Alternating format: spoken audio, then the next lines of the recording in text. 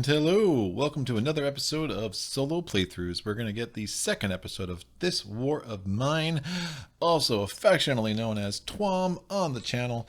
I'm a big fan. I don't play it as often as I would like, but it is very cool. And today we are going to do one of the scenarios, the last day. Now the base game, I only own the base game, comes with two scenarios. You have the last day and endless night, so we'll be doing last day. A lot of reasons I like last day. It is a quicker game. If you are doing a full campaign of this war of mine, it is 10 full rounds. That can take a long time. Last day makes that anywhere, so the full campaign is anywhere between 8 to 10 rounds. More specifically, the last day is going to be somewhere between 5 and 7 rounds.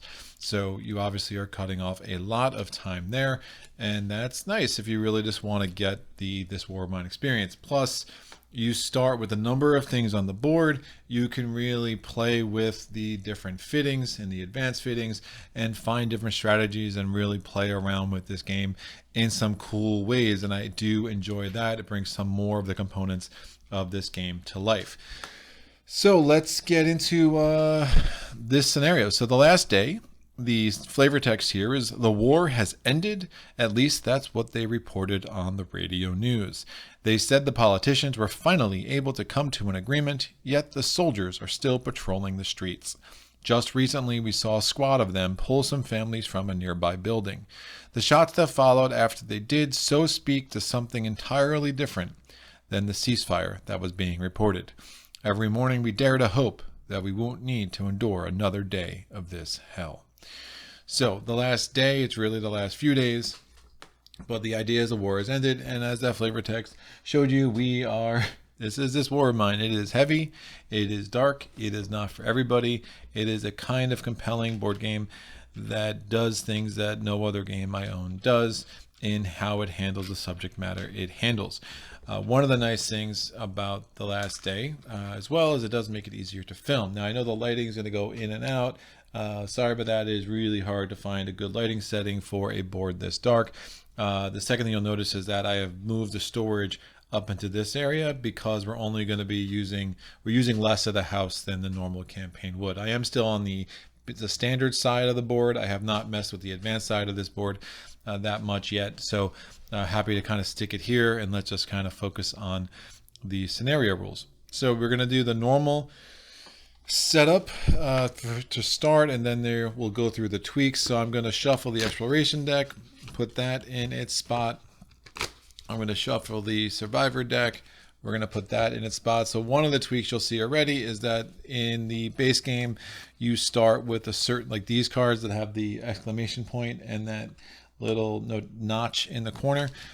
You start with all the cards in play on both the Resonance deck and on the Night Raids deck. So the game really does try to simulate a more advanced, the scenario tries to simulate a more advanced state of the game. So instead of starting with 0 fittings and having to build everything up from the ground up, you are starting with 5 fittings and 2 advanced fittings. And I will kind of go through my strategy and what I have found work for me in this scenario, but I am eager in the future on my own to try other scenarios, because I think I could see some other viable strategies that could have some chance of success. Now I'm going to put a 12-sided die on both the findings, or near the findings, and the Night Raid decks. On this especially small decks, I like to roll a die to ensure randomness, and that's what works for me. I'm going to shuffle up the colors deck. We'll get that in play. There's only 5 of them, 5 of those cards, which is fine. The narrative action deck is taken out of the game, so we will not have to deal with that. I will shuffle the Fate deck. We're going to put an 8-sided die on that, a 6-sided die on the colors deck. We have our advanced ideas, and we have our fittings. I'm going to shuffle up the characters. So we'll get this deck shuffled. We can shuffle up the visitors deck instead, in case we choose to go outside for whatever reason. And then last but not least, we will have our 3 ending events. They should be in a random order since they are fairly important. What order comes out at the end here, I will roll a die. So I roll 5, 6, 1, 2, 2 for 1, 2, 3, and then the last card will go on top. So those are our 3 ending events. And now we have the rest of these event cards. And we will shuffle these and we will just put 4 on top. All right, and obviously the events, some are fine, some are awful, some are really awful. So it is what it is. Now I do have the top part of the board off the screen on purpose. As with most of my playthroughs, I am trying to keep the camera as low as possible, and I will keep some components off screen to the ones that aren't as necessary to see, just to kind of help with keeping, again, the camera close to the action. So this is shuffled. I'm not going to roll a die for these, so I'm just going to take the top 4, 1, 2, 3, 4, and put them right on top of the ending events. So you'll notice immediately one of the other changes to set up here is you're not using the chapter cards, so those are out, and you're also not going to use the objectives, so that pile stays out as well. The final deck you're not going to use. You're not using the shelter deck. So all the cards that say closed door, furniture, heap, rubble, those are not put in play. You will not have to unearth those as you go, like you do in the normal campaign. So I'm going to shuffle up the locations. We will start with 3 locations in play as is normal. That will come into play for the scavenging phase. So we're going to put the first location in the close spot. So Sniper Junction is first, which is nice. It does have a trading ability there. The second spot will be Old Town, and the third spot will be Ruined Villa. Ruined Villa is a small location. It has a basement entrance, rubble, and a jammed door. Old Town is a large location, also has an ability to trade and to socialize. So that's really nice. It has open space, rubble, and a jammed door. And then Sniper Junction, you can trade. There's also something you have to resolve at the beginning. You have to read script 660. Obviously Sniper Junction, my guess is you might get shot, so be careful. And there's open space, a basement entrance, and some rubble there as well. All right, let's go through the rest of our little handy dandy scenario sheet here. So setup changes. Again, we already excluded those decks, and all the Night Raid cards and all of the resonant cards are in place from the very beginning instead of being added by the crime wave mechanic at dawn. All right, we're going to start with 3 cold in the cold space. So that's a thing. And then we're going to draw 4 characters. So we need 2 black characters, black bordered characters, and 2 red bordered characters. So we get Anton, Pavle, Amelia, and nope, Marin is black bordered. We need another red bordered. So hoping for Marco or Erica, and we get Slata. Okay, interesting. So we're going to shuffle these guys back in here. The characters aren't going to be, the character deck I'll shuffle. The only way they'll come into play, as you'll see, is if we do a visitor action and the visitor is actually a character. But actually, even then, no, the character deck actually we can just take out of play. We're never going to need that for this scenario, which is fine. So the rest of this deck can go out because I already put 4 events on here, right? Of course I did. And now who do I need? I need Anton. Will go into his slot right here. We'll make him orange. He is a professor of mathematics. He has a book and a bald head. Good job, him. He has 7 empathy, 0 prowess. His spirit functions are A. Is if there is at least 1 book in the storage, you lower his misery by 1 if he is miserable, and you raise his fatigue by 1. So that could be a nice mechanic there. So you probably want to have a book in storage at all times. Being that the fate cards, again, the spirits are resolved with the fate cards. 4 of them are A, 2 are B, and 1 is C. So A will be coming up a lot. So if you have a book in storage and you can kind of manage his misery that way, even if it's raising his fatigue, it's actually a nice little trade-off. Spirit B is if he's hungry, level 2 or 3, raises illness by 1, so that's not good. Try to make sure he's well fed. And if he is wounded, you're going to raise his wounds by 1 if you do Spirit C. Inventory is 3. Not great, not awful. We got Pavle. He is a soccer player. His prowess is 1, so he gets 1 reroll. Empathy 6, fleet of foot. When he is in the group fleeing from combat, reduce the number of backstab wounds by 2. So that could definitely come in handy. We'll probably, just in case we pick the wrong resident or have the wrong encounter, it will be probably smart to have him scavenging on most nights. His empathy is 6, his inventory is 4. Another reason why he will probably be one of our lead scavengers. And when the spirit effects for him is A is no effect, which is nice. B is if he's wounded, level 2 or 3, raise his misery by 1. So try to make sure he doesn't get wounded. And spirit C is if there is a guitar in the storage, lower one chosen character's misery by 1. We will make him green. Where are you, Pavle? That is him, hands in his pockets, mask on his face. It's almost like he's in a pandemic or something. I know, bad jokes all day long, kids. That's why you come here. Amelia, she has prowess 1, empathy 3, journal at the beginning of the dawn phase. She may raise her fatigue by any amount to lower her misery. That's a nice little mechanic. Her spirit effects is habit. So her empathy of 3 is also nice. I mean, lawyers, I guess, have no empathy for anybody.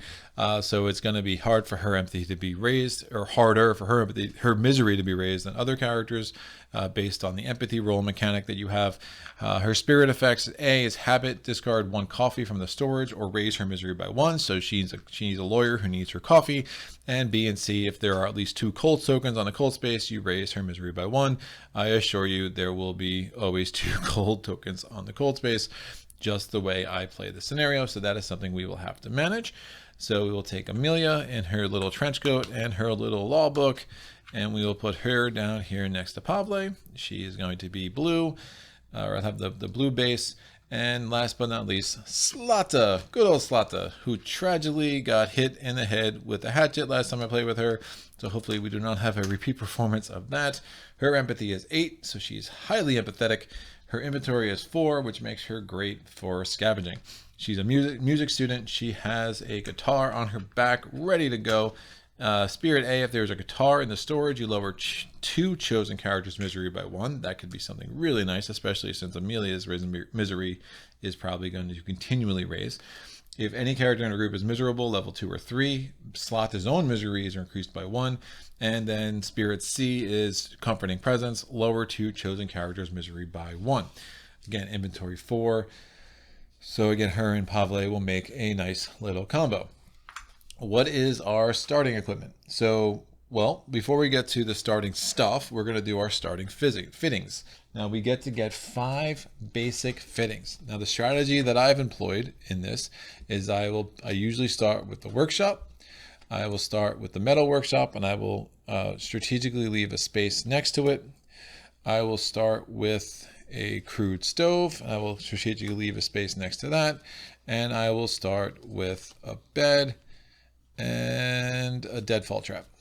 So those are the 5 basic fittings I'm taking. We'll put the bed on the 3rd floor, and we'll put the deadfall trap in the basement because that's where all the rats are, right? And now we can take 2 advanced fittings. I'm going to improve the crude stove into an advanced stove, which is nice. And then we'll improve the deadfall trap so we improve the deadfall trap as well. So we've kind of souped up our stove, souped up our deadfall trap, and these are going to be the 7 fittings that we will start with. Again, 5 basic. The basic are the bed, the metal workshop, the crude stove, the workshop, and the deadfall trap. And then the 2 advanced fittings are placed appropriately, and we have now a cooking stove to go along with the crude stove, and the cage trap is now put next to the deadfall trap. Cool. Now our starting stuff. So we start with 1 raw food, 2 water, 2 mechanical parts, 2 electrical parts, and 2 weapon parts. Mechanical, electrical, and where are the weapon parts? Weapon part, and weapon part. So those 6 parts are in play. We also start with 10 wood and 10 components. I've already placed them out, and then we will start with either the pistol and 1 bullet or the knife. I will keep the pistol and 1 bullet because it is worth more in trade than the knife is the real reason why. And additionally, we get to take up to any other tokens worth 5 or less. So what tokens do I want? Well, I'm going to want at least a book. We know that. So I'm going to take that costs 1. I'm going to want, no one needs cigarettes in this group, which is interesting, but I do need coffee for Amelia and only Amelia. So I'm going to take the coffee. And I'm tempted, which is a little bananas, I might take the broken guitar. Because if I make that, it's not what I normally do, but usually I have more characters that need coffee or cigarettes or whatnot. But the only one that needs coffee is Amelia here. So if I take the guitar And I could probably fix that with the workshop here. That might work fairly well. So I'm going to take the broken guitar, the coffee, and the book, and that is our starting equipment. All right, so there's a few more special rules that we should go over here. So the scenario objective is that all 4 characters from the starting group must survive until the end of the game with their hunger, misery, wounds, and illness at level 2 or less. So fatigue doesn't matter. Everyone can have 3 fatigue at the end. That's fine, but everyone needs to survive. So if one character's dead, game over. So when Sata took a hatchet to the head, that was a problem for me. The last time I played with her. Yes.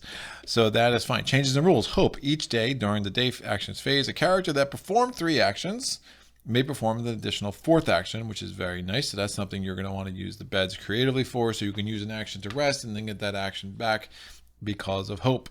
And then finally, bicycle. If only one character goes scavenging, they may use the bicycle. So that character now has an additional 3 inventory points during that scavenging, but begins the noise with the noise marker set to 3. Now that works really well with Erica and whatnot, because you can lower that noise marker if you have to roll for the noise. It's a really nice thing. Now the other nice thing about it is that during any trade, if the bicycle is present, for example, in the shelter or during a declared scavenging on a bicycle, you may trade the bicycle for 15.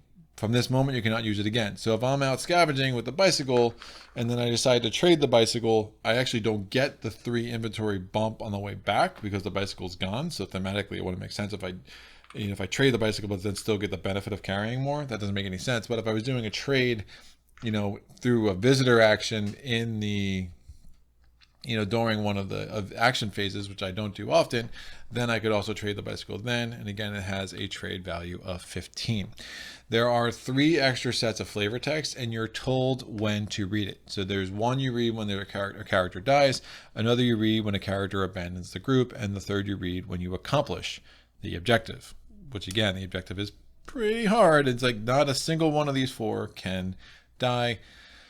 As in the main campaign of this war of mine, I find that games fall into 2 sorts. One in which I'm doing really well, always in control, never have much to worry about. Other games where it's a disaster from the beginning and it's just a matter of time until the game overtakes me. And I think that's fine, right? It wouldn't work with me for all games. It works for me for this game just because I think for what this game does and the stories it tells and the realities of war that it presents, I think that just works, and I'm kind of fine with that here. All right, so the other last part to set up is I forgot to put the state tokens on the characters. Each character starts with hunger level 2. So that's hunger level 2 for Anton, hunger level 2 for Pavle, hunger level 2 for Amelia, and hunger level 2 for Zlata. And then each character is going to start with misery level 2. So Anton is miserable. Pavle is miserable. Amelia is miserable. Shocker. She's a lawyer. I am a lawyer, so I'm allowed to make those jokes just for just for the record. And that's fine there. And now we have the illness and the wounds token. The wound, man, I wish I had. Where's Marco when you need him? Marco's ability to just like have his wound lessened, or his illness lessened, is so nice. Yeah, not wound, illness. It's like B or C. His illness can go down. I will make who's useful here. I'm going to make, definitely don't want to make Anton wounded. Don't want to make Pavle. I'm going to make Amelia wounded. And I'll make her ill too. She's just everything. We're just going to pile on the lawyer here. Sorry, Amelia. It's nothing personal, I promise. So obviously we're going to need to get a bandage and a meds quick and try to control Amelia's dire situation here. Let's go through, get our journal. So I keep the journal out. It's a nice helpful way to make sure we're not skipping any phases. And then I also use the This War of Mine app that I have, which I find fantastic, and it's a lot better and easier than going through this book, at least through my experience, it does really cut down on time of play, because you can just type in a 3-digit number or a 4-digit number, get the script you need, and move on with the gameplay. All right, so the first thing we're going to do, we are going to go through our normal phases in the scenario, just like it was the basic campaign. The first phase is the morning phase. What do? We draw and resolve the top card from the events deck. Ding, ding. Add 3 cold to the cold space. So there are now 6 cold right off the bat, which is a little gross. And then we're going to remove the following items from the box, not from the storage, and put them in the waste bag. I don't really use a waste bag, but ultimately there's 1 less canned food available for this playthrough, 2 less raw foods, which means there's only a total of 4 raw foods in play, and there's going to be 3 less vegetables, and that is what it is. Oh, you know what? Well, I forgot to take. I'm not going to take the coffee because I have the deadfall trap. I'm going to take the chems instead as one of my starting equipment. So I'm going to make that quick edit. I still like the idea of keeping that broken guitar. It's not what I would normally do, but I think with these specific characters, it makes some sense. So these food shortages that food is out. This event card is resolved. I added the cold, so I didn't forget to do that. And now we move on. Next phase. So this phase is our day actions. So what do I want to do? Each character can perform 2 actions. Now I could eat this food. I actually had an interesting exchange as a comment on my only This War of Mine video, where one of the advanced rules, you can eat at any time. So in theory, I could eat at any time now, get hunger level 1, and then I could get some extra actions. But then the problem is it's a little bit of it's a gamble that you're going to be able to find more food in the scavenging phase. Because if I don't eat then in the Dusk phase, then the hunger goes right back up, and then I'm kind of stuck in this weird pattern. So I prefer just to take the 2 actions for each character. I have a strategy of how I want to use those, and then I will worry about doing the rest of what I want to do in the future, and I'll just have all the food that I want now, right? So I'm going to use Anton well, let me figure this out. So I have 8 actions for my 4 characters. I'm going to make a board up, because now that there's 6 cold in there, board ups are huge. So I'm going to make a board up on the workshop. So it's going to be 4 wood and a component, and I'm going to place Anton there. He's going to go ahead and make that. I'm going to have Pavle is going to poke about. Because I'm trying to think. So I want to make at least 2 board ups. I know that. I'm going to want to make the hatchet. So it's a wood and 2. And I think that will work. If I wanted to repair the guitar, what is that? That's a wood and 2 components as well. Trying to make sure I have everything I need here. Let's set that. All right, we'll see how this works out. So then I'm going to set the deadfall trap with Amelia. So she's going to put the chems on there. And then I'm going to prepare a meal.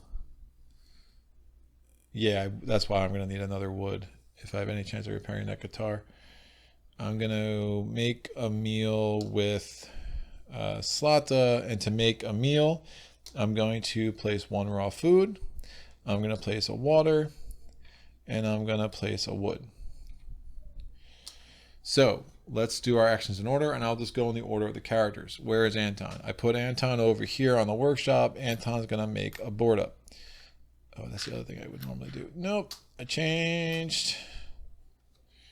Probably not repairing the guitar, but I do want to poke about. We're not going to set the deadfall trap this round. I'm going to do the new idea. All right, so now I'm going to go with Anton. Anton's going to create the first board up. Again, board ups are very kind of a metaphor, just how secure you're making your location. So there are 3 whole locations on the board. I can put this board up anywhere, and it just counts as 1 board up, right? So I just put the first board up there. That's fine. Pavle is going to poke about. I'm going to roll a die. It's a D10. I rolled a 3, which is terrible. I'm going to take 1 wood. Because if I rolled between 1 and 4, it's only worth 1. That's fine. His turn is done. Amelia is going to get new ideas. She's going to take 2 ideas from the idea deck and put them in the fittings. I'm going to put the build a chair and the reinforced door there.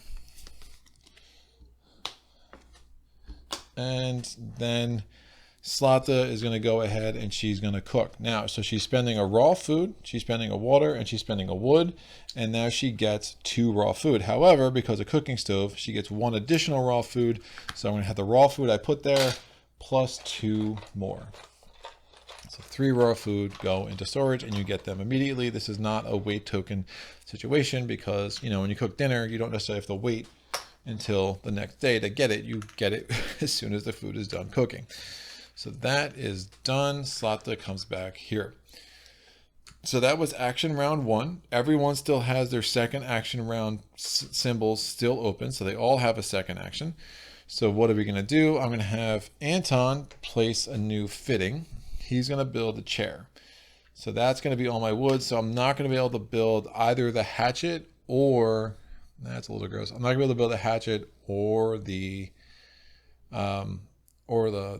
guitar at this point because my poke about roll was so garbage. But I think building that chair is important, as you'll see. I'm going to put Pavle here to the workshop. He's going to make another board up. Actually, I wouldn't have had enough. You can only put 1 character on a fitting every round. So I wouldn't have been able to make the repair anyway, but I would have had potentially the chance to put someone on the metal workshop to make the hatchet, but that's fine. And then Amelia, with her action, we're going to let her set the deadfall trap this time around. And then Slata is going to poke about because we're going to be really resource poor here. So let's go with Anton's action. Anton is going to build the chair. So that's going to be 2 wood and a component. And we build the chair. Now, why did I not start with the chair? Well, after crafting the chair for the first time, lower all characters' misery by 1. I'll put the chair up on the 3rd floor where the bed is. And every character goes from misery 2 down to misery 1. Misery 2 to misery 1. Amelia goes misery 2 to misery 1.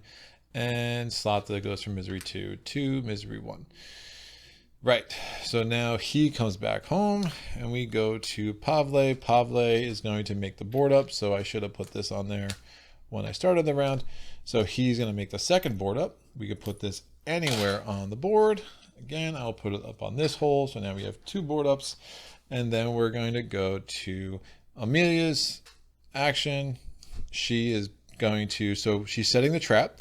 You can either put 1 chems or 1 raw food. Definitely don't want to put one of the raw food we just cooked. We're going to put the chems that we took at one of our starting resources. And what we do is just place a weight token there.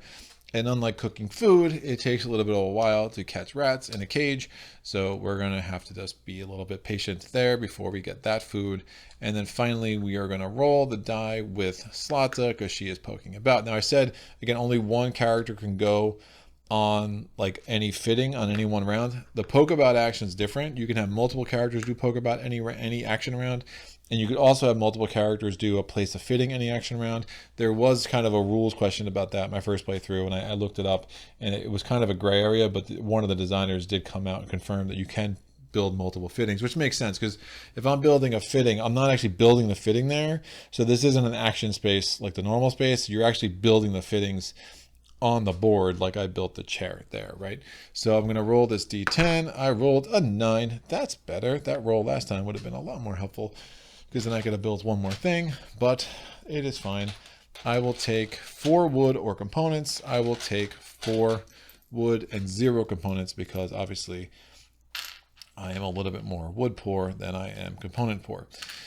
Cool, so then Zlata goes there. So those are all of our actions. None of our characters have a 3rd spot open, or none of our characters are completely clear on the 3rd line of circles is what I should say, right? Because they all have hunger too, and Amelia's got some other problems as well. So we leave the day action phase, and now we go to dusk.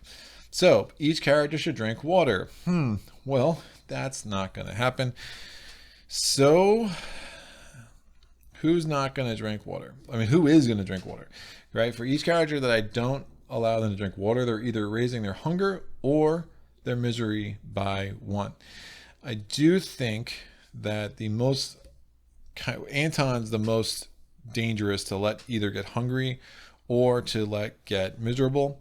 So although he will be able to reduce his misery with that book, but if he gets hungry level 3, he just raises his illness if we pulled a B card on the fate. So let's not let him get the hunger. Let's try to address his hunger, because he's the only one that really cares about that. So I don't want to risk him going to hunger 3. So I will give Anton the water. And now Pavle doesn't drink water, so I roll the die. It's an 8. So since it's between 6 and 8, again, you're going on the little journal sheet here, between 6 and 8, we're up in this part, we raise his misery by 1, so he becomes misery level 2. We just lowered his misery down from 3 to 2. It goes back from 2 to 1. We now go back from 1 to 2. We're rolling a die for Amelia. She rolls a 5. So what happens with her? Her hunger goes to level 3. So now she's hungry, wounded, and ill. A lot of stuff going on with her. And then Slot is going to roll because she didn't drink water either. She rolls a 1. Her hunger goes from a level 2 to a 3 as well. All right, that is fine. So now we are assigning food. And we have, so we finished the water. So now we go to the hunger phase. Each character should eat. Any character that doesn't eat, their hunger is raised by 1. I'm going to let Pavle not eat, so he's going to become a hunger level 3. Well, let me assign all of this first, so we can kind of visualize this. This water was consumed by Anton, so I'm going to give Anton food. I'm going to give Amelia food. I'm going to give Zlata food. Sorry, Pavle, you're the tough guy in the group. You don't eat. So Anton goes to hunger level 1. Pavle goes to hunger level 3. Amelia goes to hunger level 2. Because she eats the raw food, and Slata goes from hunger level 3 back to hunger level 2 as well. Now remember, 1 raw food reduces hunger by 1, canned food reduces hunger level by 2, and if you have a vegetable, it just maintains your current hunger level. If you don't eat like Pavle didn't, that's when your hunger level goes up. Fine, so pretty standard first round here. I feel pretty good about where we're at, and now we go to the evening phase. So we have to assign our characters. Where do we want to assign them is going to be the question. So Slata, so we can put them in a few different things. They can go scavenging. We can put them on guard duty. We can have them sleep and whatever. So none of our characters have fatigue at all. So no one's sleeping, not the first day. We definitely need to have someone go scavenging because we are going to need to get some stuff. And I think it makes sense. Pavle has that backstab ability, which can be useful. So I'm going to send Pavle. I'm going to send him with the pistol and 1 ammo. The question is, do I send him to Sniper Junction or do I just go to Old Town because that is safer? Probably go to Old Town.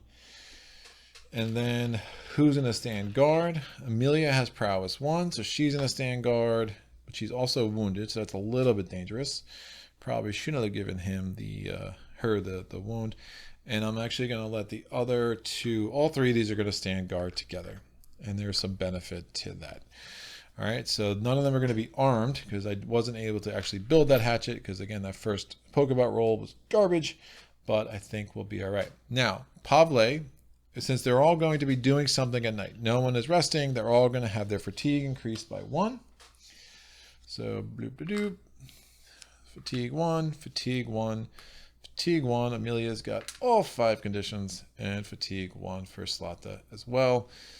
Pavle, I'm going to have him go with the bicycle, right? So he can carry max stuff back. So his inventory is going to go, or the noise level is going to start at 3, not 1, because he took the bicycle, because he's a little noisier that way. Can't be as ninja-like when you are on a bicycle, clearly. And I will also send him...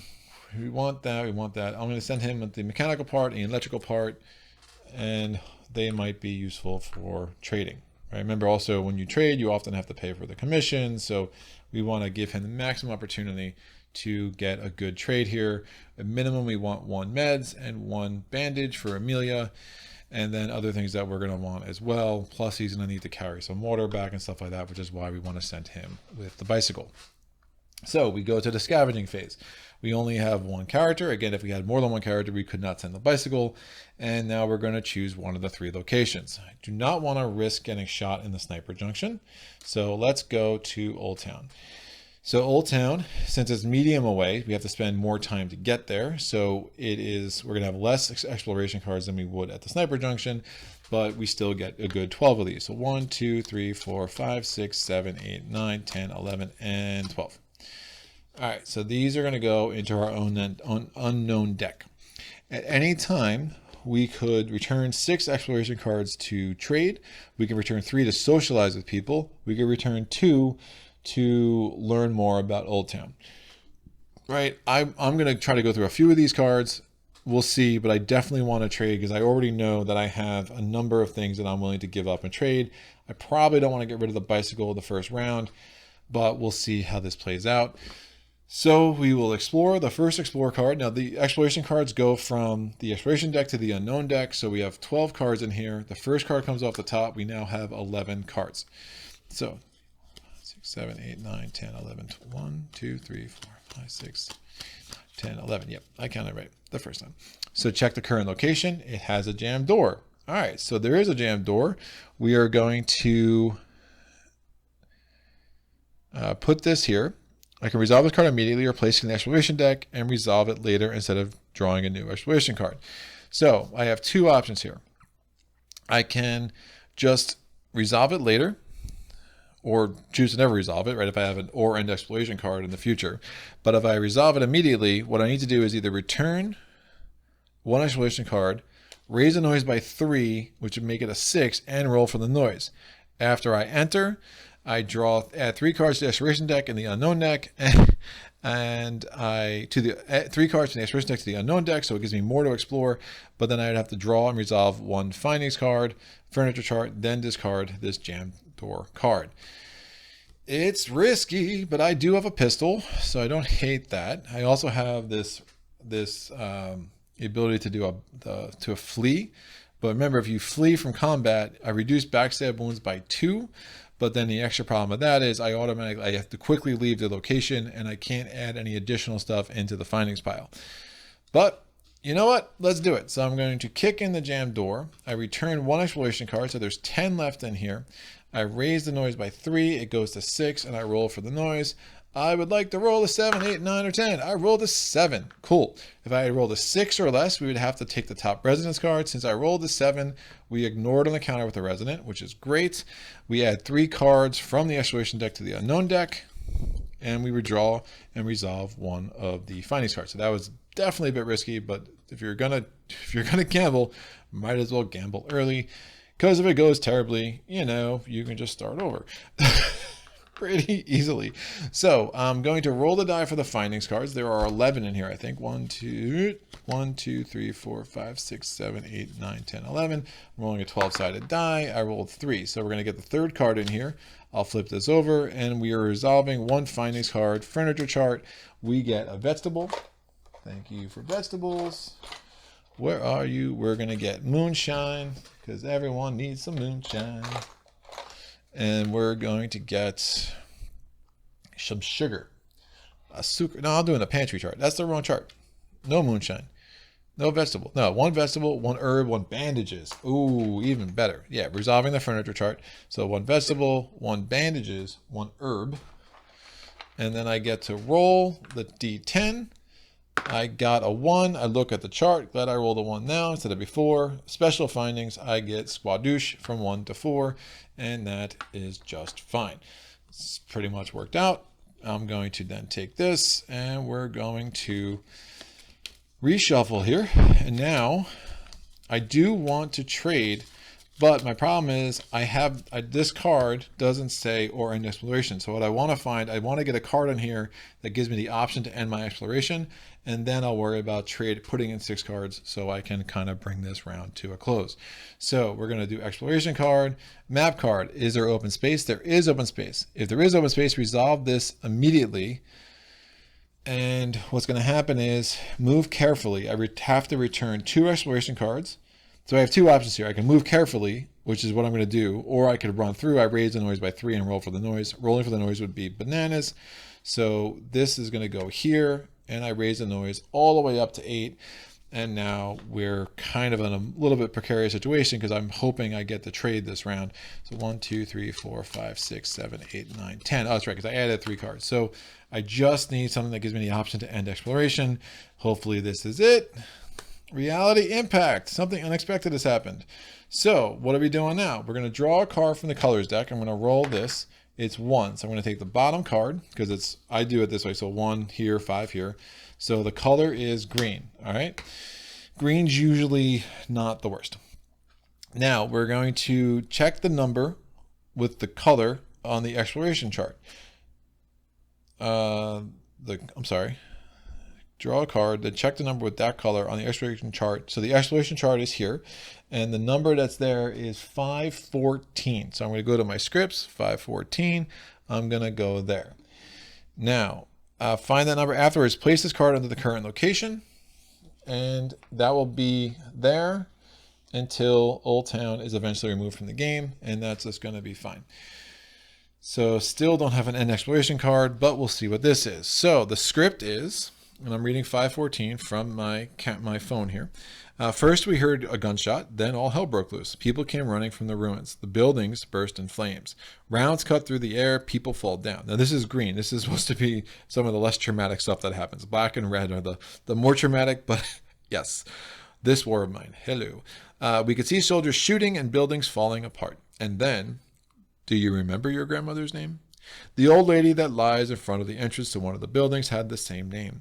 You know her from that time when visits to the market with your grandmother was still like an adventure to you.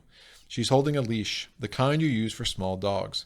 Her leg is broken, and the only thing she's looking at is a bloody stain on the ground next to her. This woman will die. She's old and feeble.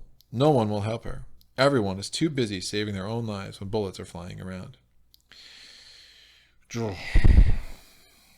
All right, so we have 3 options. Let's get out of here as fast as we can. We run into the ruins as far as we can from the fire and death. We'll come back and try to help her. Choose one character present, roll the black die. Result of 1 to 3 means death, which means we lose in this scenario. Or result of 4 to 10 is 1356. Who knows what that is? I mean, I'm guessing if we don't... I mean, this is this game in a nutshell, right? So... my guess is if we run into the ruins, we might have to leave, which wouldn't give us the opportunity to trade, which would be kind of not great. And we might not be able to do the rest of the scavenging phase, which we're going to need to do. But if we die, obviously game over. 4 to 10, maybe we get a wound. Who knows what else we get. I think, whatever. It's the first round. Let's be heroic. I rolled an 8. All right. All right, I like 70%. We're good. We drag the injured woman to the ruins. Smoke and bullets surround us from all sides. But here, let's leave the woman here. Someone is sure to find her. We go on our way. We devote the rest of our time to leading the old woman somewhere safer. Return all exploration cards and see 1013. That won't work because I do need to trade.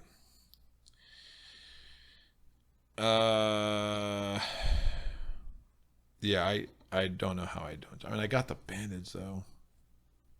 Problem is, we have 6 cold in the cold space already. We only have 2 board ups. The chances of illness being raised is high.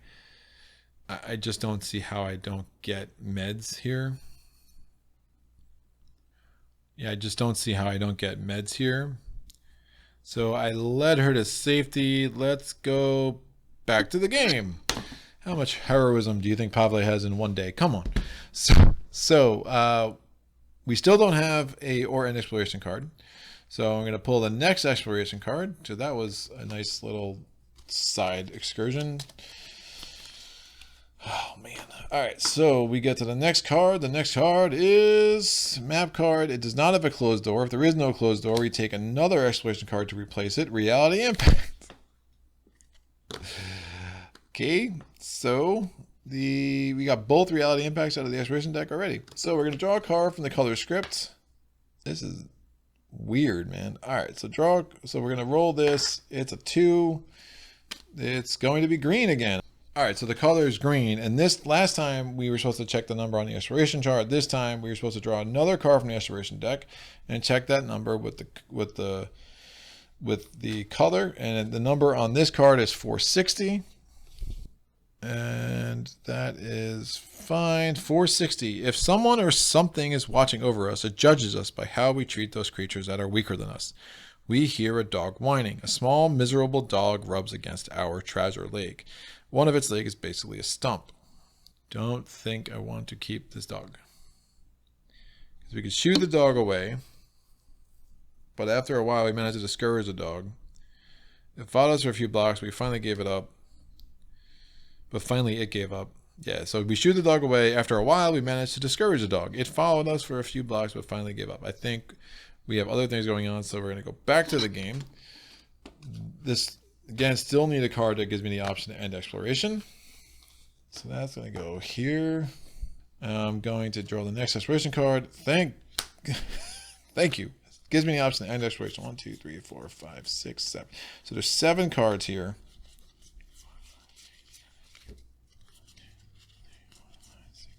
I could search the heap, but I'd have to, or I'd ignore it. But if I search the heap, I have to raise the noise by 1 and roll for the noise. Obviously, that's not happening. I'd have to discard 2 cards to get a heap chart. But again, I still need 6 cards in here to do the trade.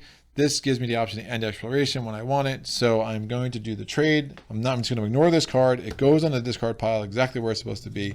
I'm going to return 6 cards, and now we finally get to do some trading. So I do the script. I'm going to go to script number 55. Despite the crowds, this does not look like any marketplace that existed before the war. Faded people resembling skeletons try to barter junk and scrap. We join them. You may buy any tokens here. So I'm going to have to turn in 4 trade commission. So you have to do that before you start trading. So I'm going to turn in the ammo and the herb that I just got. That's fine. And now we will see what I want to trade for, right? So I already have bandages. I have a total trade value here of 16 plus 10. So I have 26. I've already paid the trade commission. I would like to get 1 meds. I'm going to get, already have 1 vegetable. I need at least 1 raw food because I'm going to need to cook it. I'm going to probably get a raw food from the deadfall trap. Could save some money on this and just get some vegetables and then use the deadfall trap cooking stove combo to address my hunger as we go. Vegetable 3. All right, I won't actually worry about food. I have another 16 I could spend. I could just buy the hatchet instead of making the hatchet, but I have all those weapon parts. So that's not going to be a big deal to make. But then I could have 2 hatchets, which is probably a better idea at life. 16. We're going to need coffee for Amelia because she just needs her coffee. So that's 11. So I have 15 more I could spend. I will get a chems. I have 14 more I can spend. I think I do take a hatchet. I have 2 more I could spend. I'll get another chems and another coffee, so at least I'll have 2 round supplies of this. All right. So I'm turning a pistol, vegetables, an electrical part, and a mechanical part into a hatchet. I'm going to probably build another one. Meds, that's 22. Chems is 23, and then these 3. So a second chems and then 2 coffees. That's a good haul, especially with the bandage I got from the findings chart. And we'll put all of this back in here. We are ending my exploration. So I'm going to shuffle all of these into the exploration deck. And pretty successful haul. And now I need to decide what I'm bringing back. Now my inventory is 4, plus I'm on the bicycle, so that gives me an inventory total of 7. The hatchet weighs 1. Nothing else weighs anything. So I do want to bring back 5 waters. So I have room for 1 more. And remember, waters weigh 1, wood weighs 1, components weigh 1. So I'm going to take 5 waters, and I'm going to take 1 wood because I am still pretty wood poor. That is my haul. Now, before we get to bring that back into storage, and the seventh weight is going to be from the 1 weight on the hatchet. So before we get to bring all those goodies back, we have to go to the night raid phase. So choose weapons for the guards. They are all going to be fighting with their fists.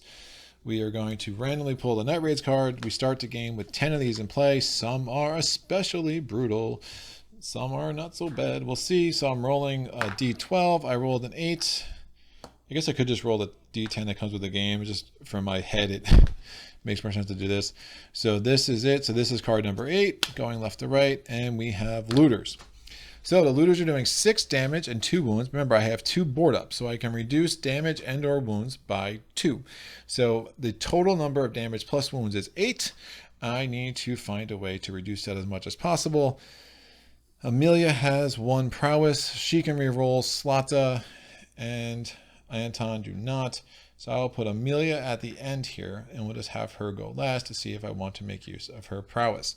So I get to roll. Each of my characters can roll 1 time, and then we cumulatively figure out what our defense is as a group. So with these 3 characters, I'm going to roll first for Slata. I'm going to go north to south as you're looking at the screen. Slata rolls. She rolls 2. I knew I loved that girl. All right, so we have 2 defense already. Anton's going to roll. He rolls 1, so we have 3 defense. So we have a total of 5 defense. So right now, so the damage is any 3 tokens, starting with the most expensive. So we'd have to lose the electrical part, the broken guitar, and 1 of the weapon parts. Or I could take some wounds. So none of that's ideal. Again, I'm only rolling the unarmed die with Amelia here, right? So let's figure out what if I want to use her prowess. If I get 1 or 2 in the first one, I probably just keep it and then figure out how I want to assign wounds is more likely, I guess. So she rolls a blank. We're using her prowess. She can roll again. She still gets a blank. So that is fine. So I'm defending 3. I have 2 board ups. I'm going to reduce. Do not want to lose the weapon part. I really don't want to lose a guitar either. I have to take a combination of 1 damage and or 2 wounds. Or if I took the 3 damage again, all that goes away. But I guess the weapon part isn't as important. If I already bought a hatchet, I was hoping to make a second one for sure. I don't know if it makes sense to take any wounds here. I could just dump the mechanical part, and then I'll just need to get those back. And then I just won't get the guitar, but I'm okay with misery right now. That's fine. I'm going to take 3 damage. I'm not going to take any wounds because I defended 5, so I knocked off 3 of the damage and the 2 wounds. And bye-bye broken guitar, electrical part, and mechanical part. And those were the most expensive tokens I had. The weapon parts also have a value of 2, like the mechanical part, but I can choose to which ones I want to get rid of. So the looters have done their damage. My armed forces have done a decent job. Getting a defend of 3 with 3 people that are unarmed isn't awful. And now they will just go back to their homes. So the night raid phase is done. Afterwards, this card gets shuffled back in. Some get taken out of the game. Usually the weaker ones get taken out of the game and the stronger ones remain, generally speaking. That is fine. So night raid phase is done. And we're going to go to Dawn. Scavenging party returns.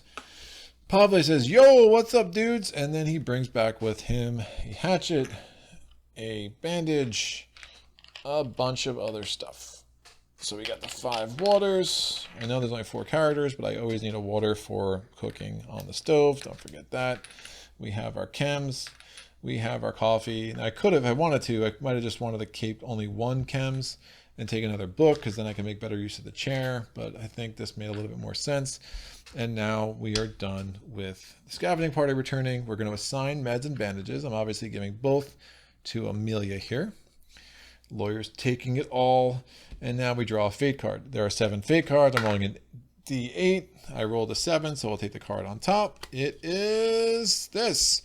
Raise the wounds of all wounded unbandaged characters by 1, lower the illness of all characters who took meds by 1, and discard all med tokens from characters. So we have no more illness to worry about, which is good. Well, never mind. I take that back. We're about to have some illness issues. So that goes away. Now, if cold tokens minus board ups equals 4 or more, that it does, which is gross, we have to raise the illness of all characters by 1. So Anton is ill, Pavle is ill, Amelia is like, I was just fixed, why am I ill again? And Slata is ill. Forge is gross. All right, exchange the nearest small location. Nearest small location is actually the one that's farthest away. The irony. And now we get a new location. It is the city hospital. Closed doors, a basement entrance and bars. Another place where we can trade. It's also a place where we can heal, but you do have to return 4 exploration cards for that. And now we'll resolve weight tokens. We only have the 1 weight token in play. It's the Deadfall Trap. I'm going to roll this. I rolled a 9. Plus 3 is a 12. So it becomes a 10. And I'm going to get 2 raw food from that. So that's a nice thing that we can do. But I did not take any food. So I will have a raw food for everybody next turn because of the cooking ability, which I like. And then we have to resolve Spirit A on all characters. Anton, there's 1 book. So we can lower his misery by 1 and raise his fatigue by 1. Because Anton is such a dork that he just didn't get any sleep because he was up all night reading, but it lowered his misery. So good for Anton. Bye-bye, misery 1. We go to Pavle, no effect because of Spirit A. We go to Amelia, she feeds her caffeine addiction. And then we go to Slata. If there was a guitar in storage, she can lower the misery of 2 characters by 1, but obviously there is not. So I'm going to reshuffle this fate card in place. And that is the end of the dawn. Now, one thing we could have done at the beginning of that, we could have raised Amelia's fatigue by 1 to lower her misery by 1, but I feel like I'm pretty okay with misery, so I did not choose to do that. And if I had some moonshine or alcohol, I could choose to do some other things, but I have neither. So we are going to go back to morning. The first thing we do is we pull the new event card. What does it say? Add 2 to the cold space. Whatever, that doesn't matter because we already are maxed out on tokens and these are a limited supply. So we already have all 6 of these cold tokens in there. Place this card on the findings pile. If any card is already there, remove it. The value of canned food, raw food, and vegetables is raised by 3. So that's going to matter in trade. We can sell things for 3 more, but we also have to buy them for 3 more. The good thing is we have a nice little food food engine built up between the Deadfall Trap and the cooking stove, which is why I really like those starting fittings. So we've already done the event card. We go to the day actions. Now, is there any character here that I could heal their fatigue and give them a 4th action? Unfortunately, no, because that fate card made all of my characters ill, which is really annoying. So I'm going to put Anton. He's still the only one with fatigue too, so we'll have him take a nap and then he'll at least get that action back. Pavle is going to build a board up. So we're going to assign this and this there. Amelia is going to cook for everyone. So it's a water, a wood, and a raw food. And so I guess she'd actually be on well, whatever, either one of those two is really the same thing. And Slata will poke about. Yes, she will. All right, so Anton's first. Anton reduces his fatigue by 2 because he took a nap. Good job, buddy. Pavle has built our 3rd and final board up. And that will go on this hole here. And that will actually allow us to build a reinforced door. Remember, I already took that idea. I put that idea into the fittings, but again, we're going to need 5 components, or 5 wood, 3 components, and an electrical and a mechanical part. We just lost those in the looters last night, so we'll have to figure out a way to get those back. And then Amelia is going to go ahead and do her cooking. Food, blah, blah, blah, blah. And now we get 3 raw food back as a result because she is such an amazing cook. Thank you, Amelia. don't know why it says it's raw food, but I guess it's better than him having to make another token for cooked food. So it is what it is. So she comes back, and now Slata's action is she's rolling. Please roll a 9 or a 10 or a 5, which gets me 2. I'll take 2 wood. I think is enough for me to do something with. Next turn. Right, so there are only, I think there's only 2 hatchets in here. That's fine. So there's only 2 hatchets. Probably gonna want to build the second one because it can be really helpful. This makes defense and guarding a lot much more effective. So everyone's only gonna have 1 more action, which is, it is what it is. We're gonna send Pavle to craft another. Ooh, yeah, we have the weapon parts. So he's gonna put a wood, 2 components, and 2 weapon parts here. We're going to have Anton set the deadfall trap with one of the chems. Oh, even better, we're gonna have Pavle try to reduce his misery, because he's the only one that has misery 2, and that could be smart. And especially if we lost that guitar, I'm not thinking I'm going to try that again. Amelia is going to be the one to make the hatchet because that's what she does, and Slata will send her back here, and let's try to get all the wood we're going to need to build that reinforced door for the next round. So we'll go in order. Anton, set the deadfall trap, we take the chems out of the game, we put the weight token there.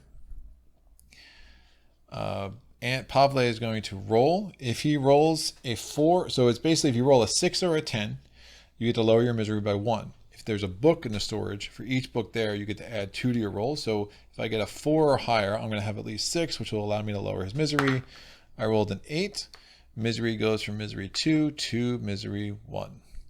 Good job. So he comes back. Amelia is going to make the hatchet. So these 2 weapon parts, this wood and these 2 components leave the game. And she's done, and now we have 2 hatchets in storage, which is nice. And Slata, what are you doing, Slata? She is going to poke about. She rolls a 7. That is 3 wood or components. She will take 3 wood, and now we are just 1 electrical part, 1 mechanical part, and 1 wood away from making that reinforced door, which is where I want to do next turn. Cool. So that is our day actions. No one has a 3rd action because of that illness.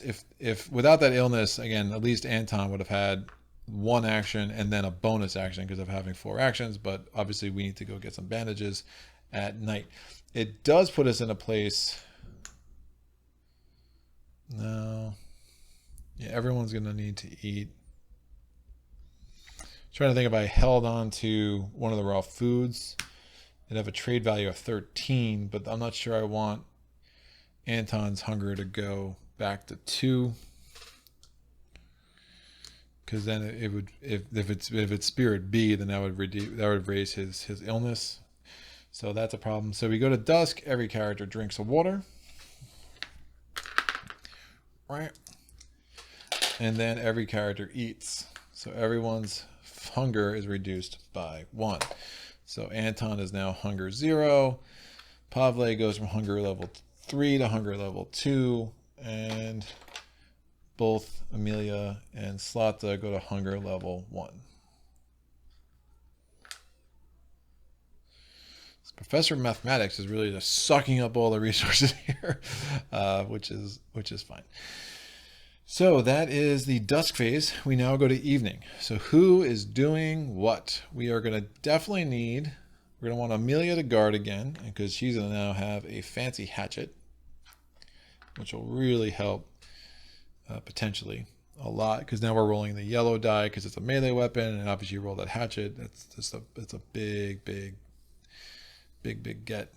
I'm going to send Pavle out again to scavenge. He will have a hatchet with him this time, and he will also take the bicycle again. So he's going to start scavenging with a level 3. Anton will stand guard because he has no fatigue. And I guess I'm wondering if I send, well, she wouldn't be able to take the bicycle.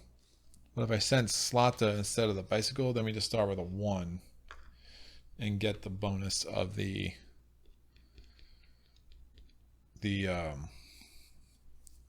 her inventory. But we lose the 3, but we get the 4 from her.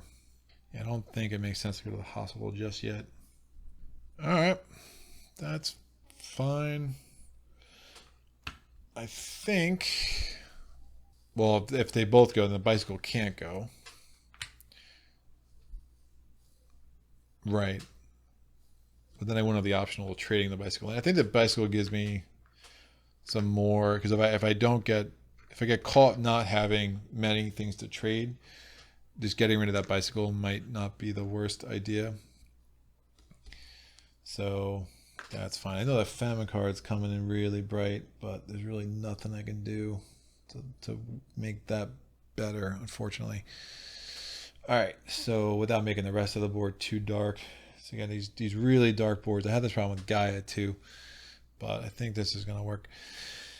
All right, so then we'll just have Slot to stand guard again and just give us a little bit more extra cushion here in case somebody rolls really bad, especially since Anton doesn't have any prowess. So that would just give us a little bit more chance of reducing some damage and some looting. So I'm going to go back to Old Town. Doesn't make sense to go to Sniper Junction yet again. And then we're going to get 12 cards because, again, it's the medium thing away. 5, 6, 7, 8, 9, 10, 11, and 12. Anton has his trusty hatchet with him, and we start at noise level 3 because I took the bicycle. So we are going to go down to card 11. I can ignore this card or return to expedition cards and search the pantry. Yeah, fine. So I'm returning 2. So this means there's 9 cards left in here. This does have ore and exploration, so I think that's fine. And now we're going to roll this. There's 11 cards in here. I'm rolling a d12. So 11, 10, 9. We get out of the pantry a vegetable, 2 coffees. Coffee. And the vegetable's worth 8. Don't forget that. So that's nice. And then we're going to roll for a special finding. I rolled a 4. I get nothing. One of these days I'm going to roll higher than a 4, and it's going to be glorious. So that's fine. If I traded now, I could trade. I would need, I know the commissionaire is 4. 1, 2, 3, 4, 5, 6, 7, 8, 9. I know the trade is 4. I could try to socialize, but then I'm probably going to need to spend more to do something else, and I'm not going to have enough cards for that. If I get rid of the bike, that's 15. I just need bandages is what I need.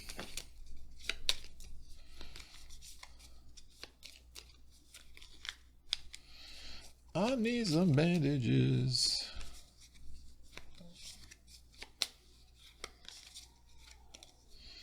The commission's really making this all jacked up because the vegetables were worth 8. I don't have anything to spend for the commission separate. I just have that coffee there. So I think I push it a little bit, see if I can't get a couple more items of value before I do a trade. Right, so we're going to explore again, stairs down, return 3 exploration cards, or enter and raise the noise by 3 and roll for the noise. I don't want to do that. Well, if I can't trade anyway, I'm going to raise the noise by 3, roll for the noise. I rolled a 4. All right, so I triggered an encounter with a resident. So this goes down to 1, and then we draw the top resonance card. It is civilians. It turns out there are miserable looking people hiding in here, mostly the elderly, women, and children. Place this card on the exploration slot. When you leave this location, until you leave this location, whenever you take anything from the exploration card marked as private, roll the black die and compare the result with the empathy of each character present. A result equal to or less than the character's empathy raises the misery by 1. You may return 1 exploration card to talk to them or trade with them. At the end of Scavenging, remove this card from the game. Ooh, I don't know what that commission is, but 1 card to trade is really nice. So I'm going to return 1 card to trade with them. So I'm going to go to 933, or sorry, wrong one, 993. So this, again, this goes in the exploration shot, so it just stays there. And again, if I ever took something from some private like this, when I took from the pantry that said private, that would have triggered a potential misery situation. So this is a nice little resonance card to get. That's why it's, again, one of the nicer ones. It gets removed from the game, so you don't get this too often. So 993, I go to that script. You may buy any of these tokens. See journal. Trade commission is 0. Oh, that's great. That is great. So famine. So this is now worth 8. And I don't need those coffees. If I keep the hatchet, I think this will work. Deathfall Trap's going to give me some raw food. I can cook. My hunger is actually really solid. So I'm going to trade in the bike. And I'm going to trade in the vegetable. And that's going to give me... problem with that is I'm going to be missing some water if I trade in the bike. What is this? Oh man, everyone is sick. Everyone is sick.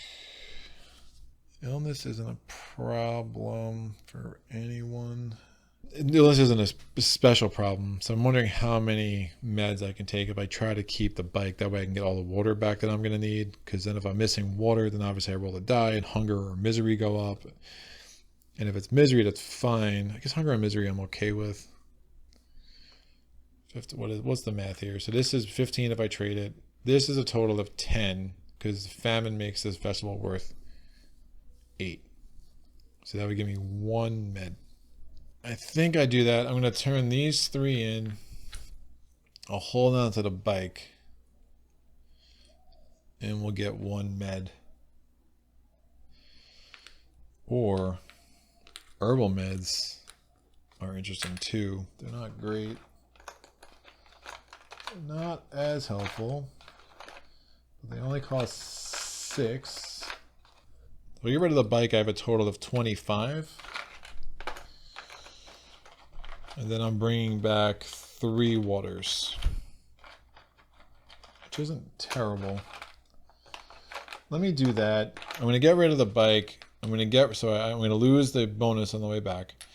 But this is a total of 25. So bike, the vegetable, and the 2 coffees.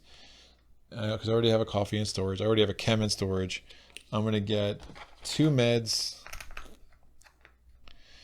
I'm going to get, with my last 5,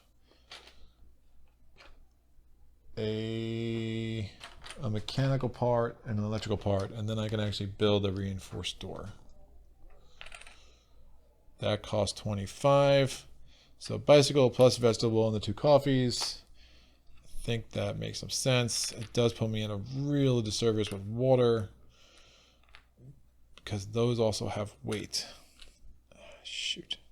I could sell the hatchet instead of the bike. What does that do for me math-wise? It's 12, so I get 22. So I could take a meds and 2 herbal meds. And I keep the bike. So instead of being able to get 25, I can get 22, because it would have been the vegetable and the hatchet and the 2 coffees. So 10.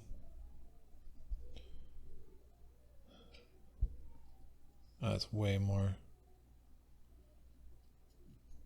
That equals 27. So clearly my math skills are hard. It's 21.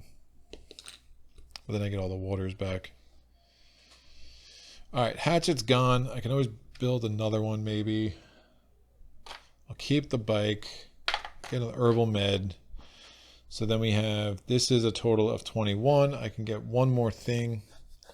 Because again, I traded in the vegetables, the 2 coffee, and the hatchet. So that's a total of 22 because of famine. Normally it would only be a total of 7. It would only normally be a total of 19. And so I can get 11, 21. I got one more thing. I will get the no. I'll get the other coffee now. Coffee, where did I put you? Ah, there it is. It's still on the table. So I'm gonna take the other coffee. So Amelia's gonna be good to go. We can feed her addiction for the rest of the game. That's fine. I think he can do the runaway from backstab ability. So let's push our luck a little bit, or oh, even better. I can return 3 to socialize. Let's see if this does anything for me. So then I'm going to do, because I have the aura exploration there, so I'm going to do return 3 to socialize. That's 689. This says the old town appears as one of the few islands of normality in this sea of madness, but the appearance from afar is a deception. Up close you see people selling treasured heirlooms side by side with looters offloading their stolen goods. Some of it pure trash. Still, trade as it is reminds us the survivors of the pre-war days when the markets were pulsed with trade in less illicit wares. Decide how you spend your time. Let's look for medical help. Why not? So, occasionally, friendly doctors are on duty in the peacekeeping forces zone. They are missed more and more in the hospital, so you have to be really lucky to meet them here. We can roll the black die. I want to make sure I didn't skip. I'm surprised there's no cost to do this. Let's look for medical help. Oh, we can return another 3 and choose again, but if you cannot choose the same option twice, that's fine. So we'll look for medical help. That's cool. So I'm going to roll. If I roll a 7 through a 10, I get to heal Pavle's illness, which would be really nice. I rolled a 2. That didn't work. We go back to 689. If you want, return another 3 cards or choose again. So I can't try to heal again. I'm going to return 3 cards. And I'm going to maybe there's someone looking for help. There's always work to be found here. Sometimes it's shifting rubble or clear a house or moving crates from foreign guests. We take any job we're strong enough to do. Add to the findings pile any tokens with a combined value of 3 for every character present. There's only 1 character present. I will take the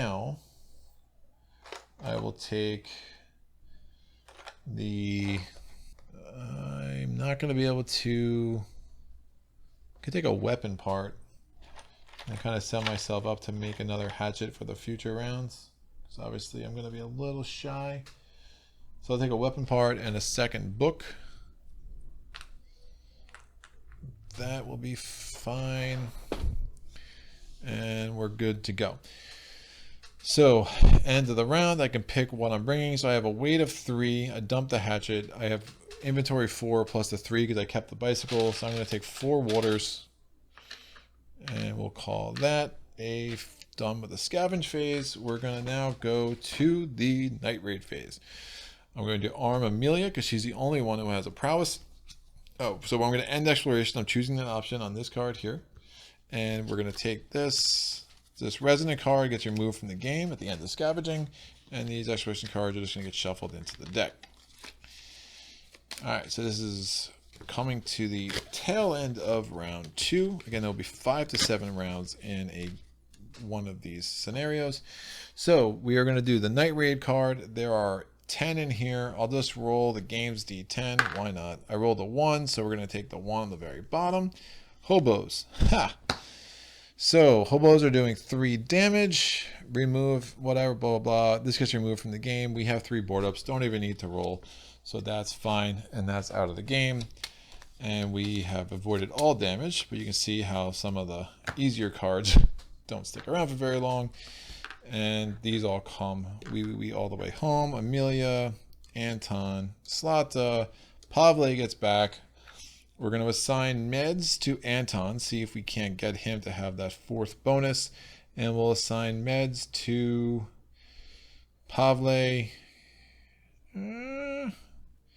Hunger wounds. Now we'll assign meds to Slata. Let's try to get her opened up for a 4th action every round. The 1 hatchet that was on the guard space will come here. Bicycle we decided to keep. Undid that trade really quick. Guy was pissed, but he understood. And now we go to the dawn phase. So we already assigned meds and bandages. We have to draw a fate card. I'm rolling a d8. I rolled a 5, so 7, 6, 5. It raised the wounds of all wounded unbandaged characters by 1. There are none. Lower the illness of all characters who took meds, not herbal meds, meds by 1. Anton took meds, so his illness goes away. Discard meds tokens. So this meds token goes away. No one's illness is raised, at least not yet. We'll read the rest of the card, and that's fine. If cold tokens minus board ups equals 2 or more, raise the illness of 2 chosen characters by 1. Of course it does, because it equals 3. Raise the illness of 2 chosen characters by 1. So I'll raise the illness of... Oh, I never did the fatigue. Sorry about that. Because everyone did something last round. Anton would be fatigue 1, and everyone else would be fatigue 2.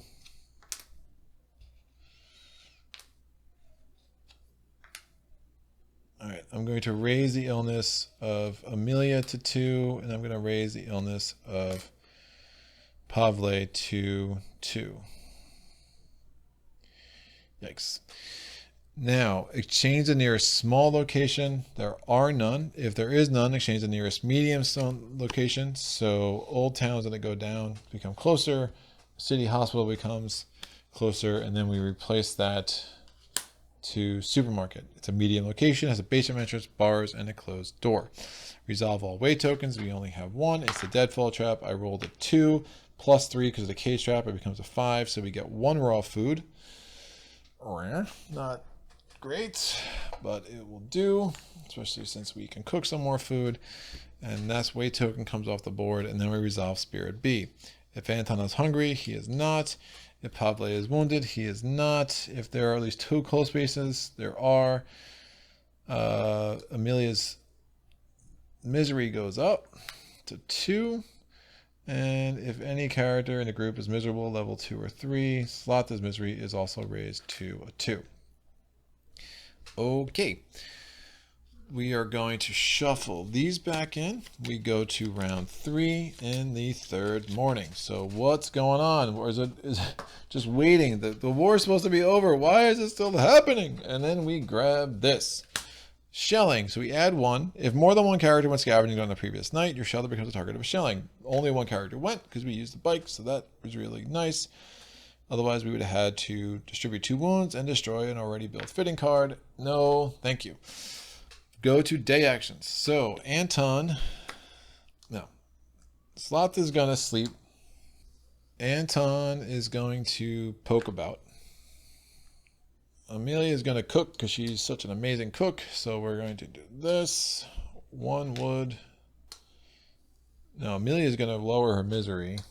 And Pavle is going to cook. He learned from Amelia. He learned from the best. So we get that, and 1 raw food. And we'll see how this goes. Someone's going to get hungry again, which is gross. So Anton's poking about. He rolls. Please roll at least a 5. Oh, he can roll a 10. That's great. So we're going to get 3 wood and a component because we get up to 4 of any combination of those. So he's done. Good job. Pavle cooked, so this water goes away. Raw food becomes 3 raw food. Someone's going to go a little hungry. And that's fine. He's done. Amelia is going to roll. We need a 2 or more because there are 2 books in stores now. She's on the chair. She rolls a 2 plus 2 plus 2. She gets to a 6. She can lower her misery. And Slata is going to take a nap, so she gets rid of her fatigue. So that opens up a second action for her, which is nice. So they come back. Now, we're going to do second actions. Anton is going to take a nap. Pavle has no more actions. Amelia, again, second action round. She has no more actions. And Slata has an action. She is going to set a trap on the Deadfall Trap. That will be fine. Yeah, that's fine. Think that will work. So Anton's done. He takes a nap. He loses fatigue. He will now have the ability to do a third action, which is going to give him the ability to do a fourth action. So we're going to put a die on there as a reminder of that. And then Slotta comes back. She sets the deadfall trap. We put a wait token there. Cool. So she doesn't have a third action, so we're going to do Anton's third action. He's going to place a new fitting. He's going to build a reinforced door. That's going to be 3 components, 5 wood, a mechanical part, and an electrical part. 3 components, 5 wood, mechanical, electrical. All right. So he's done with his action. 5 wood, 3 components. Oops. 5 wood, 3 components, mechanical, electrical. And we'll put the reinforced door. When it's built, it goes on the guard space. It requires all 3 board ups, which we have. And now every person standing guard has +2 to their prowess, which is nice. Anton's fourth action, he gets a 4th one because, again, the hope mechanic in this scenario, he is going to, I think we add rainwater collector could be nice. That's probably the next thing we want to build. Yeah, that's probably the next thing we're going to build here. No sense for new ideas. So he's just going to poke about because we are going to need 3 more components and 1 more wood to do that. So this is Anton's 4th action. He rolls. It's a 3, so we can take 1 wood, which is fine. So we're done with day actions. We go to Dusk. Each character should drink. So who do I want to risk raising their misery or hunger by 1? I think that should probably be Anton. So everyone else is going to drink. I've assigned that water. We're going to need to roll for Anton. It's a 3. We raise his hunger to a 1. Good with that. And I have no chems, which is something to be aware of. So the water goes away, and now everyone should eat. I only have 3 raw foods. I will feed Anton. I will feed Pavle, and I will feed Slotta. So Slotta and Anton get the hunger 0. Pavle gets to hunger 1, but since Amelia didn't eat, she goes to hunger 2. All right, so all the raw food comes off. Crapping on the lawyer again. I know. We now go to evening. Someone needs to the reinforced door is going to help a lot. So I think if I send Pavle out, he's got another chance to heal, but then he's going to be at fatigue 3. Which means he will have exactly 0 actions next turn, and that's never a good thing. So both my characters that have 2 fatigue are the only ones that have prowess. But again, everyone's going to be able to get prowess added. So I think I have Amelia sleep in the bed, Pavle sleep on the floor. I have Anton guard with the hatchet. And we send Slotta out to get some stuff. She's going to bring with her nothing. Yeesh. You only have herbal meds here. Yeah, Pavle needs to sleep. This is where getting that second bed's important, but obviously I'm going to need to get some rainwater. I mean, there's a lot of things that are happening right now that I'm worried about. So this is like one of those interesting games where it's actually I can kind of see this going either way. Now Anton's going to be able to reroll twice with the hatchet. So a bad night raid card could obviously be a huge problem. And the other option is I send Pavle out. I know he'll have no actions next turn. But he's got that run away, that backstab. I send both of those out. I don't want to send both of them out. I will have Slotta guard as well. Send Pavle back out. He tries to go to the city hospital to heal. Now that's a little closer That might make some sense. If we can get some things to trade quick enough. No, probably not. All right, so we are going to draw. We're going to send. Oh, do we want to send him with the bike? This might be the time to trade the bike off. Kind of just been holding it off, but this might be the right time. So we're going to send him to City Hospital with the bike. So this starts at level 3. We're going to get 12 cards. 1, 2, 3, 4, 5, 6, 7, 8, 9, 10, 11, and 12. All right. So we're going to start scavenging. So let's take care of the fatigue, because I forgot to do that last time. Anton's going to go to fatigue 1 because he's standing guard. Pablo's going to go to fatigue 3, which means he will be useless next round, but that's fine. Well, I guess he'll have 1 action, but obviously that I'm going to have him sleep. I got to have him take a nap too. All right, that's workable. I always think the fatigue is the 3 circles, but I guess that's the illness or the wounds. Amelia's sleeping in the bed, so all her fatigue goes away, but Sloth is going to go to fatigue 1. All right, so we have the 12 cards in the expiration. The first card comes off. You may ignore this card or poke out. Ooh, choose 1 special findings. I will return an exploration card, which puts us at 10. And then it allows me to choose 1 special findings. I will take meds. That's what I want anyway. Yes. Now I'm going to return 4 to heal. 1, 2, 3, 4. And this is an hour end exploration card, so happy to see that. Let's go back to scripts. And to heal, I go to 932.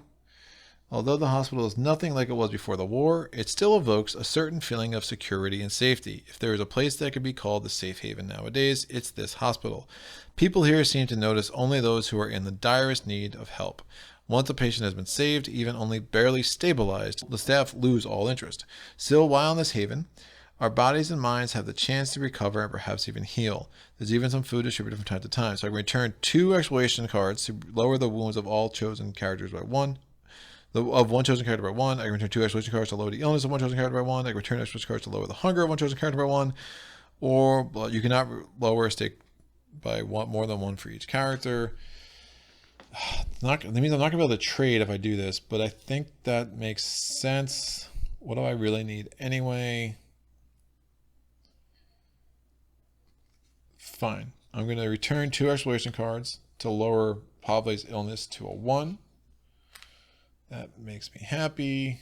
So I only have 4 cards left here. Yeah, I'm not going to lower anything else. It doesn't make any sense. I think I try to push it and see if I can't stumble into something else.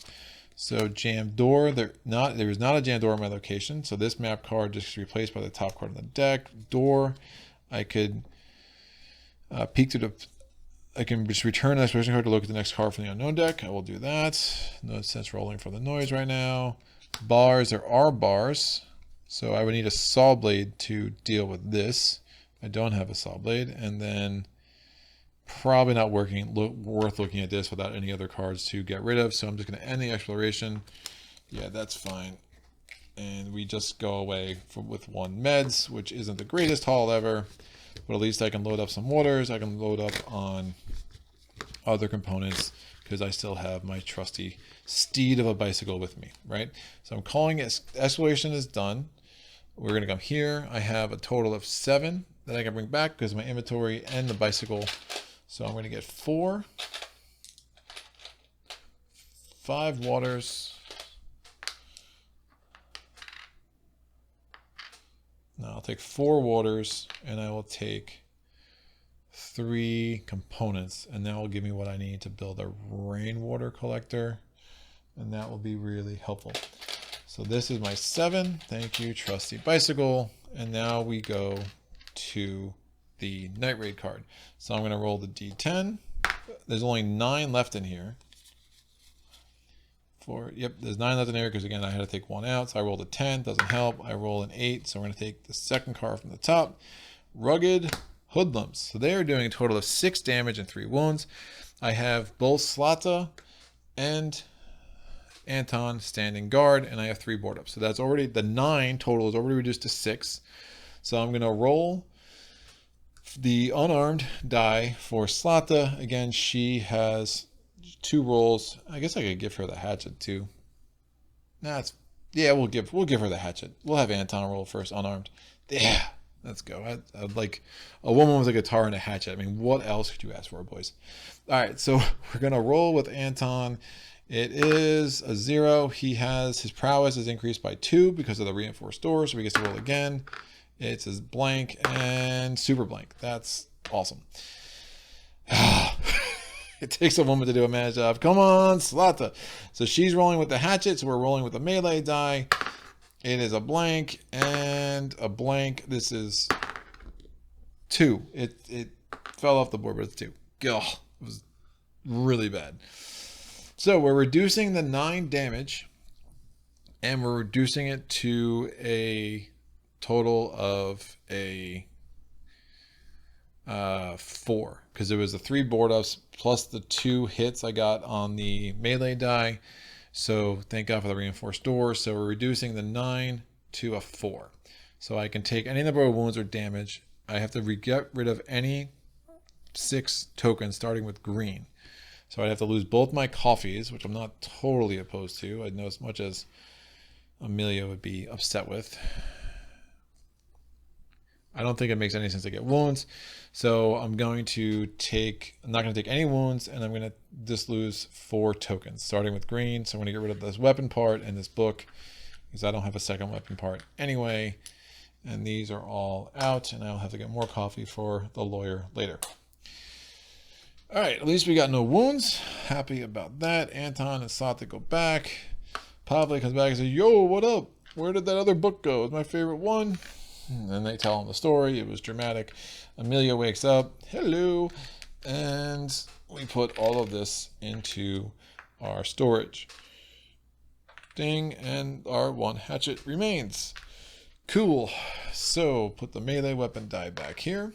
We are done with the Night Raid card. We go to the Dawn. Scavenging party returned. We have to assign the meds. I will assign the meds to Amelia because she's the only one with an illness too. And Slata already has herbal meds. Cool. So we're going to have to draw a fate card. I'm going to roll the D8. I rolled the 3. So the 3rd from the bottom. Boom. Raise the illness of all ill characters who did not take meds or herbal meds by 1. So that means Pavle's illness goes back to 2. And then we discard herbal meds. So Slata loses her herbal med token. But at least that served as a nice little defense. If cold minus board ups equals 4 or more, it doesn't. Finally, that's good. Exchange the nearest location. So Old Town goes away. So this reality impact card is going to get shuffled back into the exploration deck. And this goes here. And these 2 move down and are replaced with Central Square. It's another place to trade. It has open space and rubble. Resolve weight tokens. Hopefully we can roll better for the deadfall trap. I rolled a 5. That becomes an 8. So that's 2 raw food. Happy about that. This weight token goes away. I don't have any chems, which I think is fine for next turn. I can cook if I really want to. And then resolve Spirit A. There's 1 book in storage. There is. Raise his misery by 1 if he's miserable. Lower his misery by 1 if he's not miserable. But we do have to raise his fatigue because he was still reading all night. Spirit A for Pavle, nothing. We cannot discard coffee, so Amelia's misery goes up to 2. I know that coffee is awful.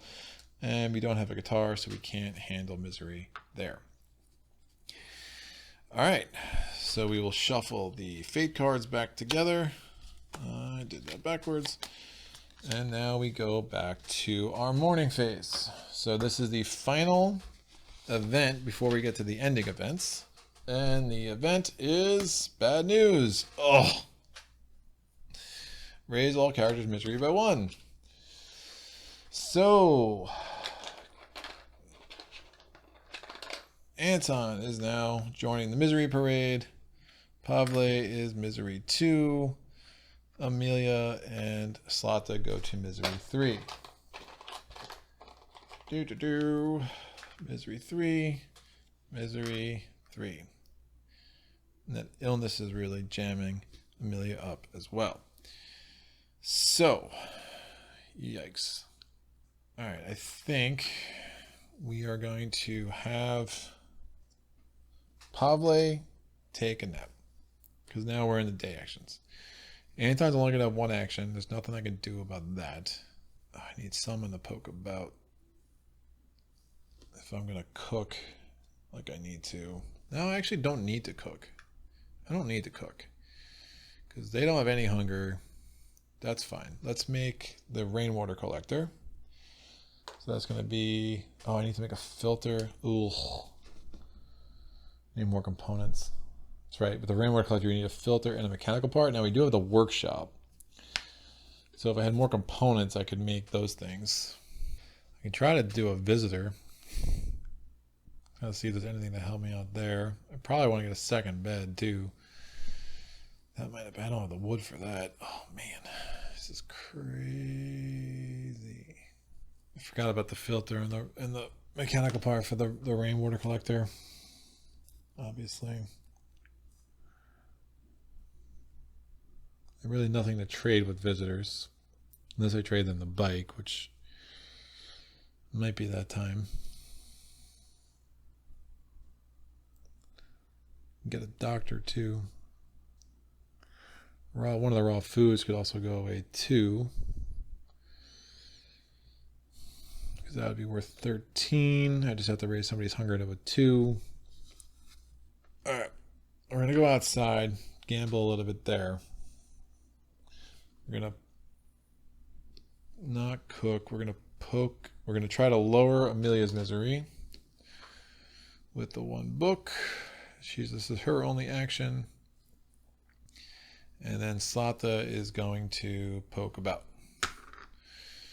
So Anton goes outside. So we have to roll the black die first. Do not roll a 1, please. We roll a 10. That's better. And then we're going to draw and resolve a visitor card. It is Doctor. The traveling medical practitioner offers to help you for a price. This card token's worth at least 10. To lower one chosen character's illness or wounds by 1. Only one character can benefit from the doctor's help. That's fine. I think this is probably as good an opportunity as any. I will get rid of the bicycle. Can't use it anymore, but at least I can lower an illness. So the doctor's getting way overpaid because he's a big jerk. And we'll lower Pavle's illness back to 1, which will really help him in the... how did he get to... I forget. I mean, I know I did it right, but I feel like I healed him and then must have something with the board ups. All right, so Doctor, and then after this, shuffle this card back. It's fine. It kind of did what I was hoping anyway, or one of the few things that I was hoping for. Pavle takes a nap, so he loses his fatigue. It goes back to 1. So we'll have another action available for him. So that was a nice combo between the illness and the fatigue being addressed. Amelia is going to roll. We need a 4 or better for her to heal her misery 1. She rolls a 1, so she's still a miserable person. And then she still has that wound too, which is crazy. And then Slata is going to poke about. She rolls a 2. So we'll take 1 component, because I'm going to need 2 more for when I want to build that rainwater collector if I'm going to use the workshop to make filters and whatnot. So second action, Anton has no more actions. And Amelia has no more actions. We're going to try to address Slata's misery. Oh, definitely need coffee. Oh, B or C. Oh, Amelia rolling that bad was not good.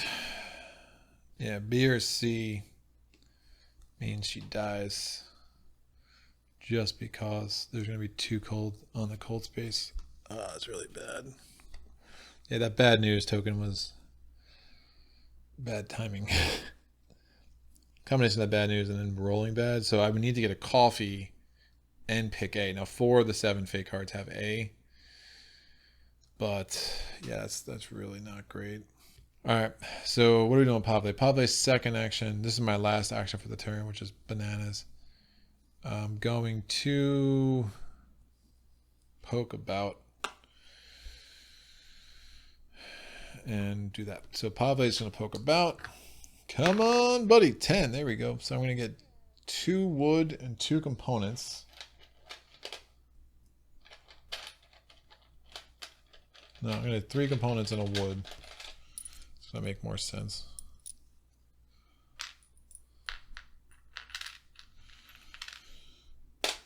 Slata is going to try to lower her misery. I need a 4 or better. I rolled a 5, so that's good. Cause 5 plus a 2 because the 1 book, so that's a 7. That's enough to lower her misery down to a 2. But still, Amelia's very much in the danger area. And now we're going to go to the Dusk. Everyone's going to drink.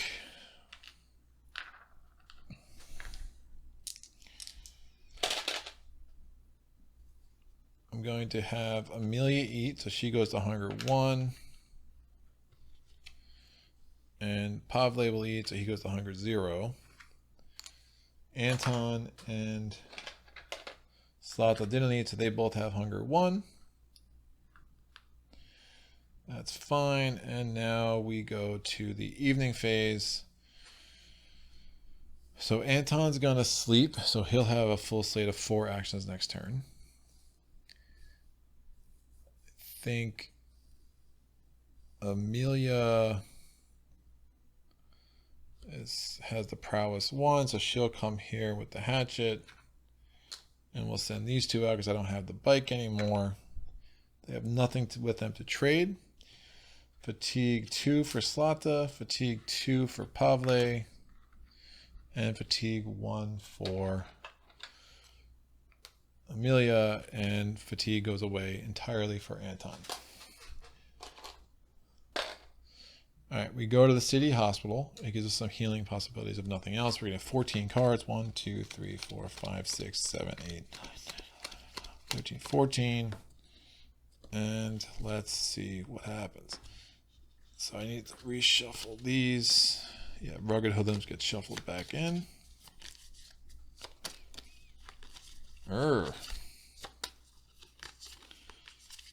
Yeah, looking at Spirit B or C is just so gross for Amelia. All right. Exploration card. Door. Peek through the hole or raise the noise and roll by 1. I'm going to roll for the noise because it's only at 1. So I'm going to enter. I don't want to return any cards. I rolled a 4. We're good. Next card. I may search the heap. I'm going to, I can raise a noise and roll by 1 and roll for the noise. Or I can return 2 exploration cards and raise a noise by 1. And I can draw and resolve the heap chart.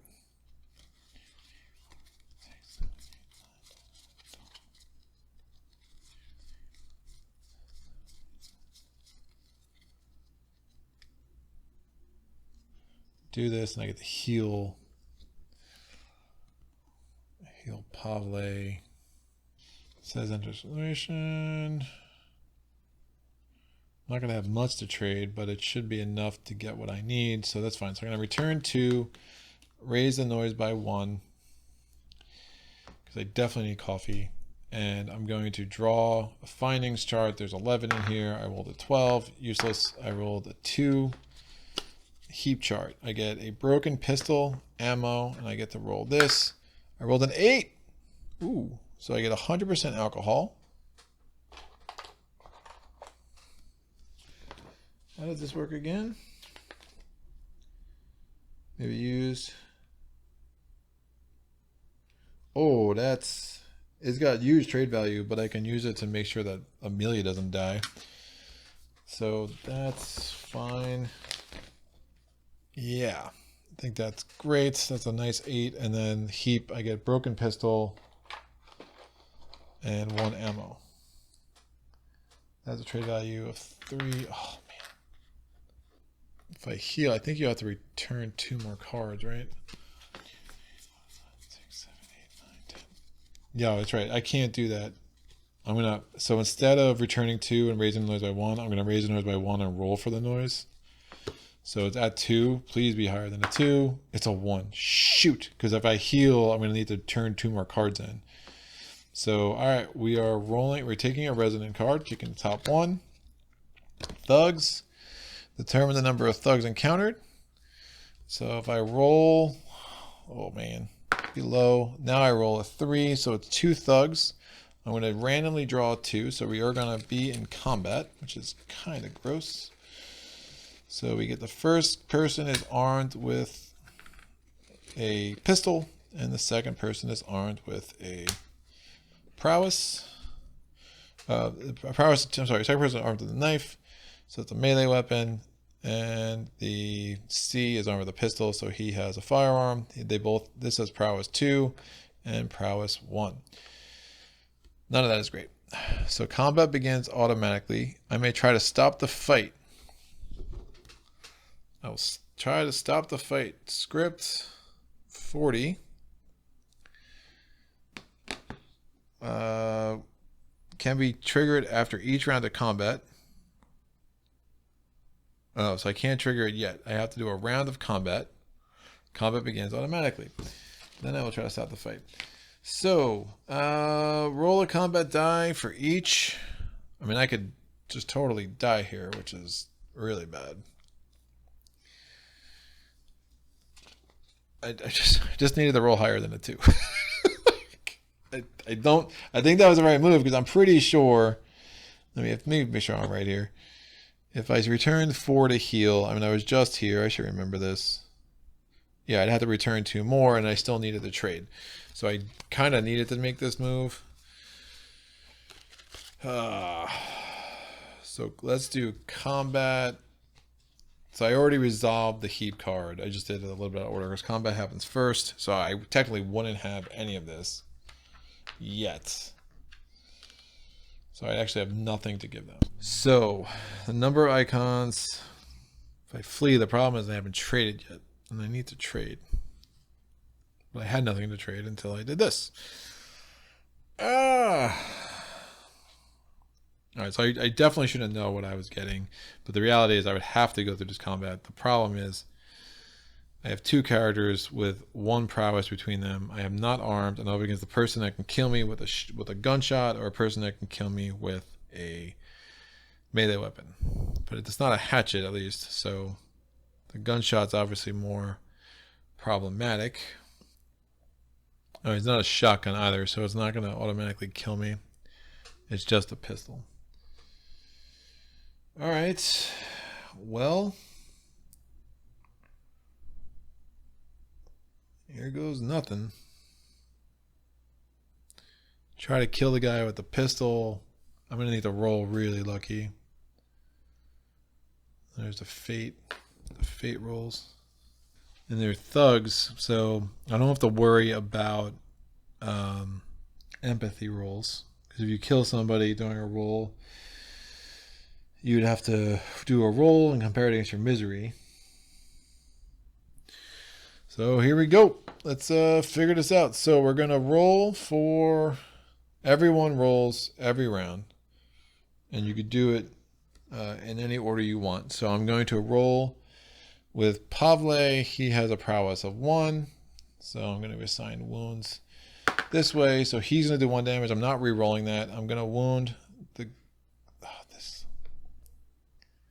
Yeah, the gun is obviously more powerful. So I'm going to wound him there. And I'm going to roll for Slata. She doesn't have a re-roll. Garbage. And now we're rolling for them.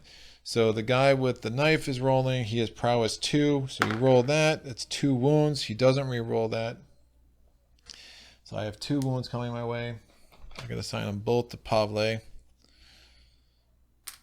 And we have the firearm guys rolling. And you only re-roll prowess on a miss. He gets 2 wounds as well. So I have to give them to this. I'm going to try to stop the fight with script 50. Because that's 1 round of combat. don't know what this says yet. 50. Nope. Try to stop the fight. 40. It's like 50, just different. Wow. I have to stop the fight. I have no bandages. Oh, that's the only bandage I have. Oh, this is really gross. I need to get coffee for Amelia too, because she's definitely at risk of dying. Actually, I can lower her misery. Alright, so I try to stop the fight, so I'm going to surrender and beg for mercy.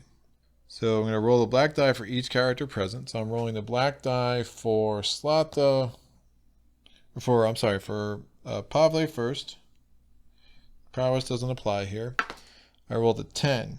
A result of 5 or more, no wounds suffered. I'm going to roll a black die for Slata. I rolled a 3. She gets 1 wound, so now she's at wound level 3. Which is a problem. And I have to return 4 exploration cards. 1, 2, 3, 4. And we go back to the game. I shuffle this thugs back in here since I triggered that combat. That is going to go back to 1. I triggered that thing, and then these tokens come off the board. Yowza. Alright, so how many cards? 1, 2, 3, 4, 5, 6, 7, 8. Fine, we're going to go. I'm going to heal. We know this script. Oh, then I resolve the heap card. Again, I did it a little bit out of order. The alcohol, I can make sure that Amelia doesn't die. These get returned. We go to 932. We already read this. I'm going to return 2 exploration cards to heal one of Slata's wounds. And then I'm going to return my last 2 exploration cards to heal Pavle's illness all the way. And then we're ending exploration and coming all the way home. All right. Well, we don't even do that yet. Now we have to do a night raid card. We just have Amelia there with the hatchet, hoping for the best. I'm going to roll a d10. There's 9 cards left in there. I rolled a 9. Top card, reality impact. Draw a card from the color script. We're going to roll this. It's a 3, so we'll go with the middle colors card. We are doing a green script again. Reveal the top card of the Night Raids deck. Top card of the Night Raids deck is Memories, but we don't care about that. We're looking at the 399. So we go to script 399. Loud footsteps gave away the presence of a group of people under our windows. Then they knocked at our door. They are armed, and they look combative and ruthless. Why are they knocking? Hey, you, open up. We're the power here now. You don't have to be afraid of us. We'll protect you, just like the police. Only there ain't no one to pay us for the risk. So if you want peace and quiet, it'll cost you. What do you say? We can come back tomorrow if you want. Well, that's if you're still here tomorrow. Write down watch 399 on a blank token and place it on the outside space. So again, I have all these blank tokens. They have writing all over them. So I've had to double up on a bunch of them, but watch 399. During any outside action, instead of drawing a visitor card, you may make a deal with the self-appointed police, discard tokens with a combined value of 15 or more, and move the watch token onto the night raid space. If during the night raid phase, the watch token is on the night raid space, instead of drawing cards in the night raid deck, move the watch token to the outside space. Huh. So we can hire them for a cost of 15. We go back to game. And that is that. So we got lucky there. Did not end up with having to deal with the Night Raids card.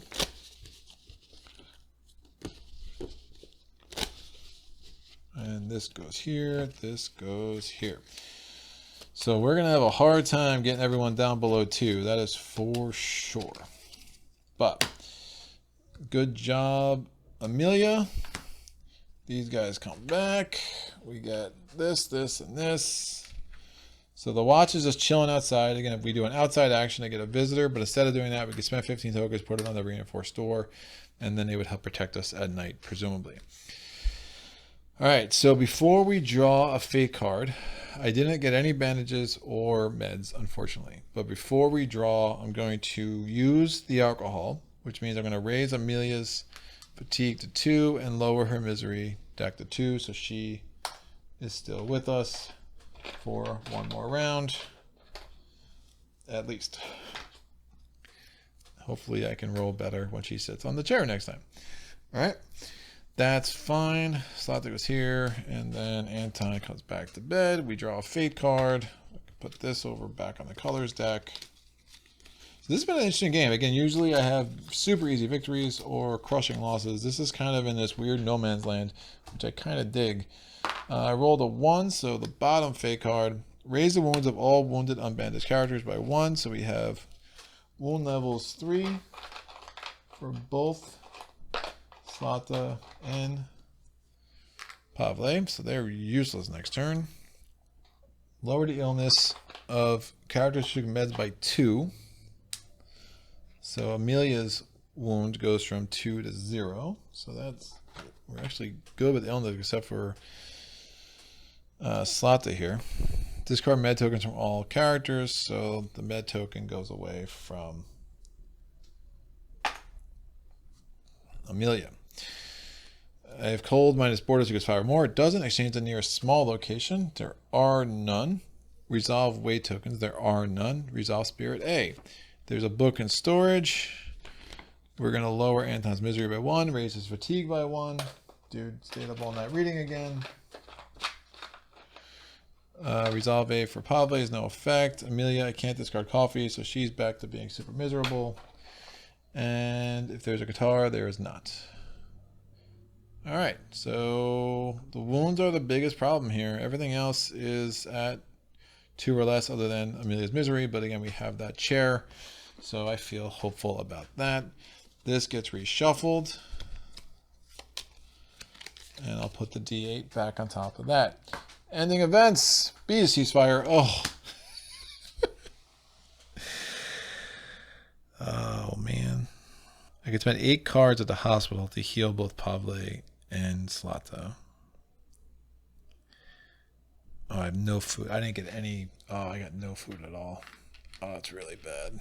I have no food at all. All right, ceasefire. The long way to ceasefire. Place this to the end and then read 1,000. All right. So strategically, I had to figure out how the heck. I mean, hunger 2 is fine. Oh, so I guess everyone can go hungry. The problem is the lack of water too. Oh, when they came home, what did I bring back? I had the broken pistol. Right. I forgot to pick my things. So I could have grabbed. They have a total weight of 8 between the two of them, so they would have brought back. I have no food, so I can't even cook. But they could have brought back 4 waters, and then they could carry a whole bunch of stuff. This pistol is useless. The broken pistol, so I would just leave that in the hospital. I can actually try to reclaim that next turn, which we'll get into. And then what else would they have brought back? They want to make. They're not making a rainwater collector. They would have wanted to build another bed, so I would have gotten 2. I would have brought back 4 wood.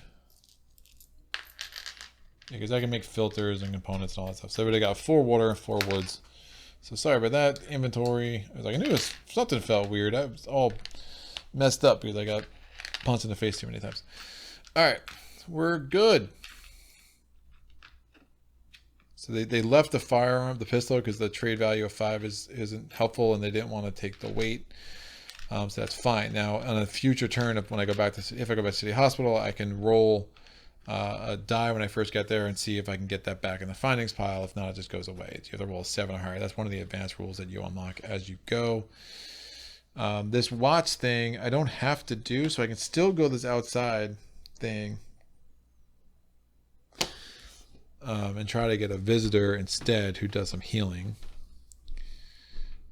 So again, if I'm gonna win, I need to get the wounds below 2, and I need to get Amelia's misery back in place.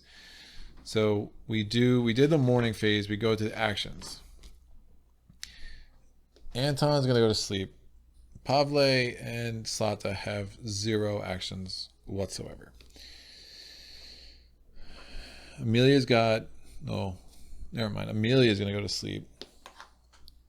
So she will get 1 action back.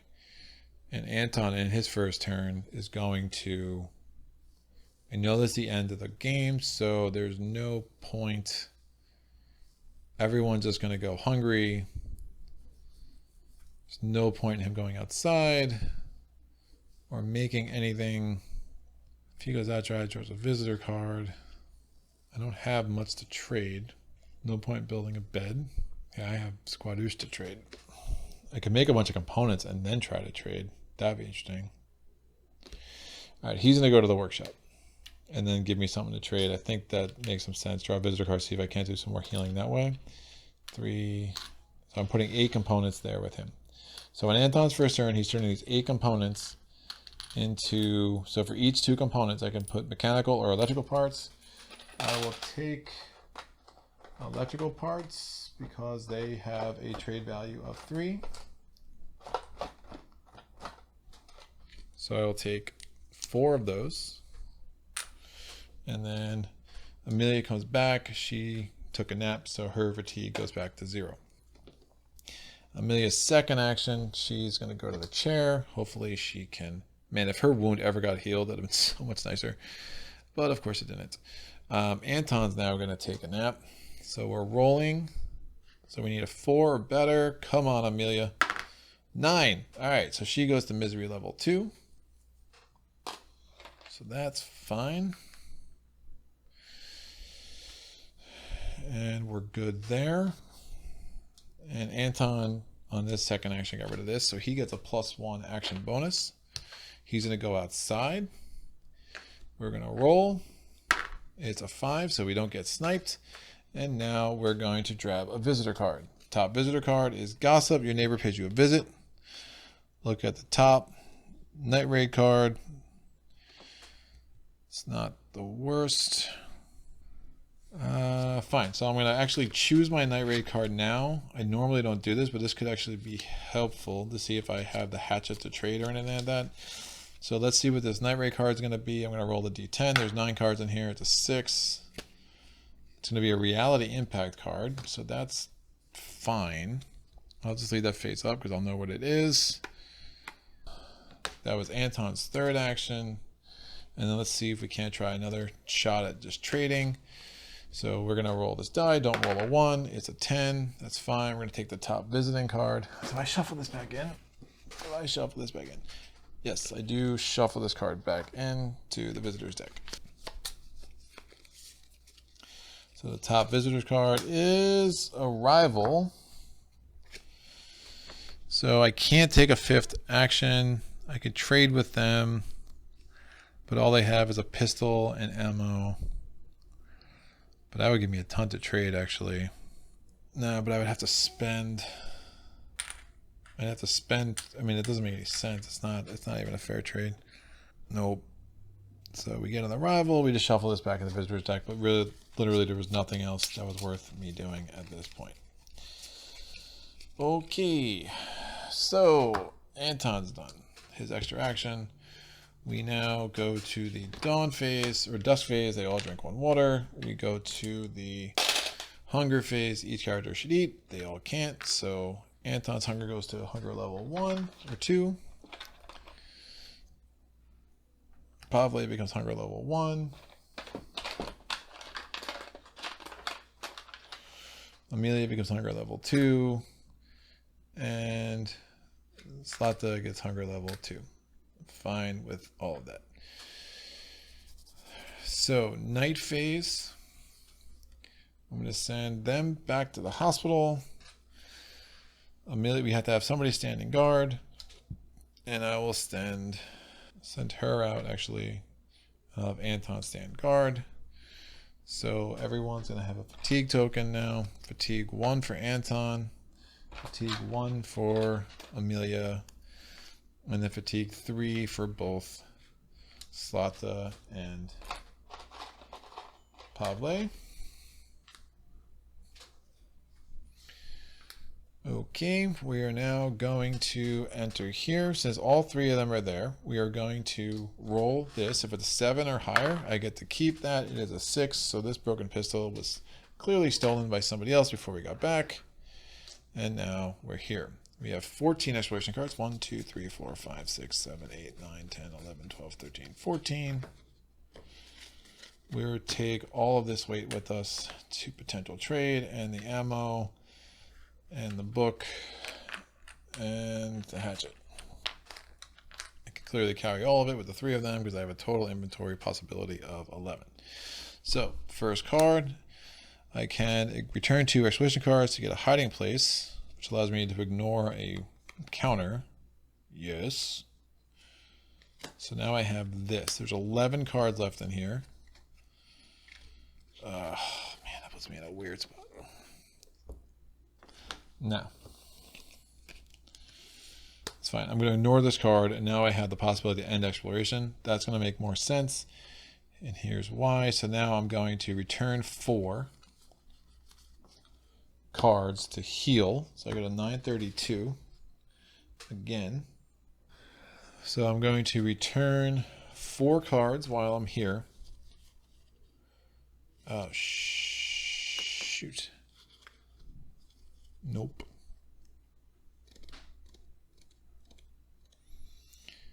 Just not going to be able to trade. So my problem is if I heal both Pavle and Slata, then what's going to happen is then Amelia is not going to be able to, then I'm not going to be able to trade. And I really need coffee for Amelia. But if I pull a B or C, she's going to have her misery raised to 3 anyway. Ah. Nah. And the gossip wouldn't even have let me look at the fate, which would have been more useful. Or at least I know the reality impact. I think the gamble I have to make here is I have to heal both of them, and then hopefully something else gives me a possibility to trade. Shoot. Amelia's gonna be miserable because of coffee. This is gonna come down, which is so bananas. So bananas. Or I just hope I get one of the fate cards that allows me to heal. So I haven't picked one yet this game, but that means I would need to get bandages. That's probably the better play. I hope I just get a bunch of bandages. So instead of turning just 4, I return 6. I bandage up Slata and Pavle and get something that heals wounds. And then I get all the coffee I want. And I get all the coffee I want. Well, if I get B, well, if I get B, I lose anyway because of Amelia, because her misery is going to have to go up. There's nothing I can do about it. Oh, that's gross. So I can't get B or C. I need to get A, and I'm just going to need to get coffee. I'm going to need to get A with a thing that allows me to heal wounds with bandages. So I'm going to actually return 6 cards instead of 4. So I'm not healing. I'm trading. So I go to script 303. In the ruined building scattered around the hospital, something that resembles a marketplace has come into existence. While it's difficult to find weapons or any equipment here, you're sure to be able to buy stolen medicine or food. That is, as long as you have anything of value to trade for them. You may buy any green and yellow tokens here. See, trade sheet, trade commission is 2. So I'm going to get rid of the ammo. I'm going to trade in 25 worth of stuff. And I'm going to get 2 bandages and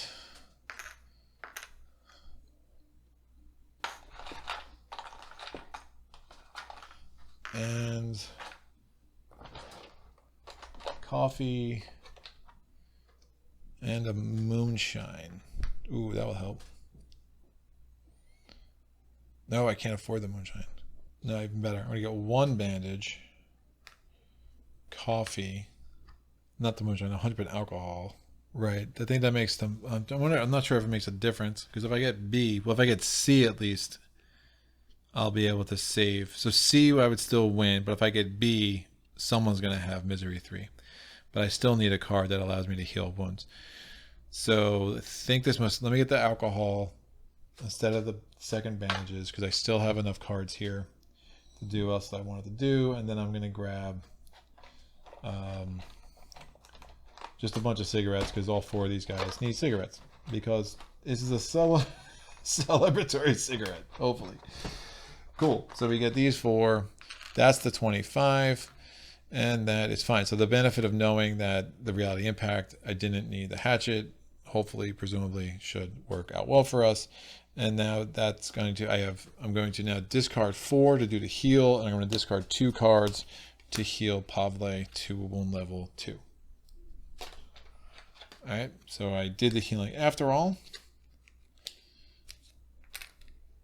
And B would be really bad because he's still wound level 2, and you can't. That would basically have to raise his misery by 1.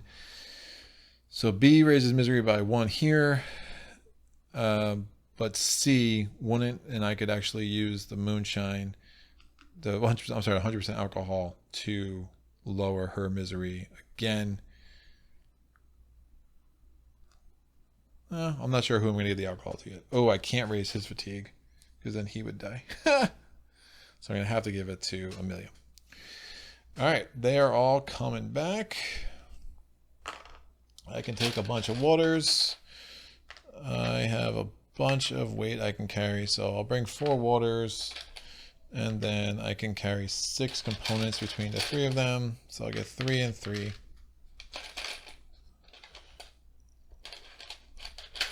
And now we go to the reality impact, draw a color from the, now we go to the night raid. All right, so we have to draw a colors card. It is a 4, which is red. Ugh. Okay. We have to go to the top card of the night raids deck. So I'll go to the top one that's face down. It is with the memories card again, but now we go to 90. And last time we went to 399. Scripts, 90.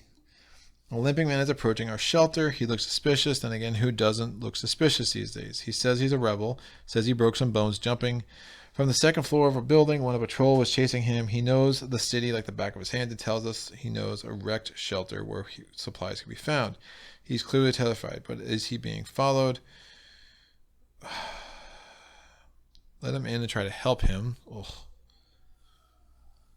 I don't think I'm in a place to help him. If he's being followed, no, I'm gonna shut the door in his face. The man cursed. He walked away. We never saw him again. Sorry, dude. Sorry, dude.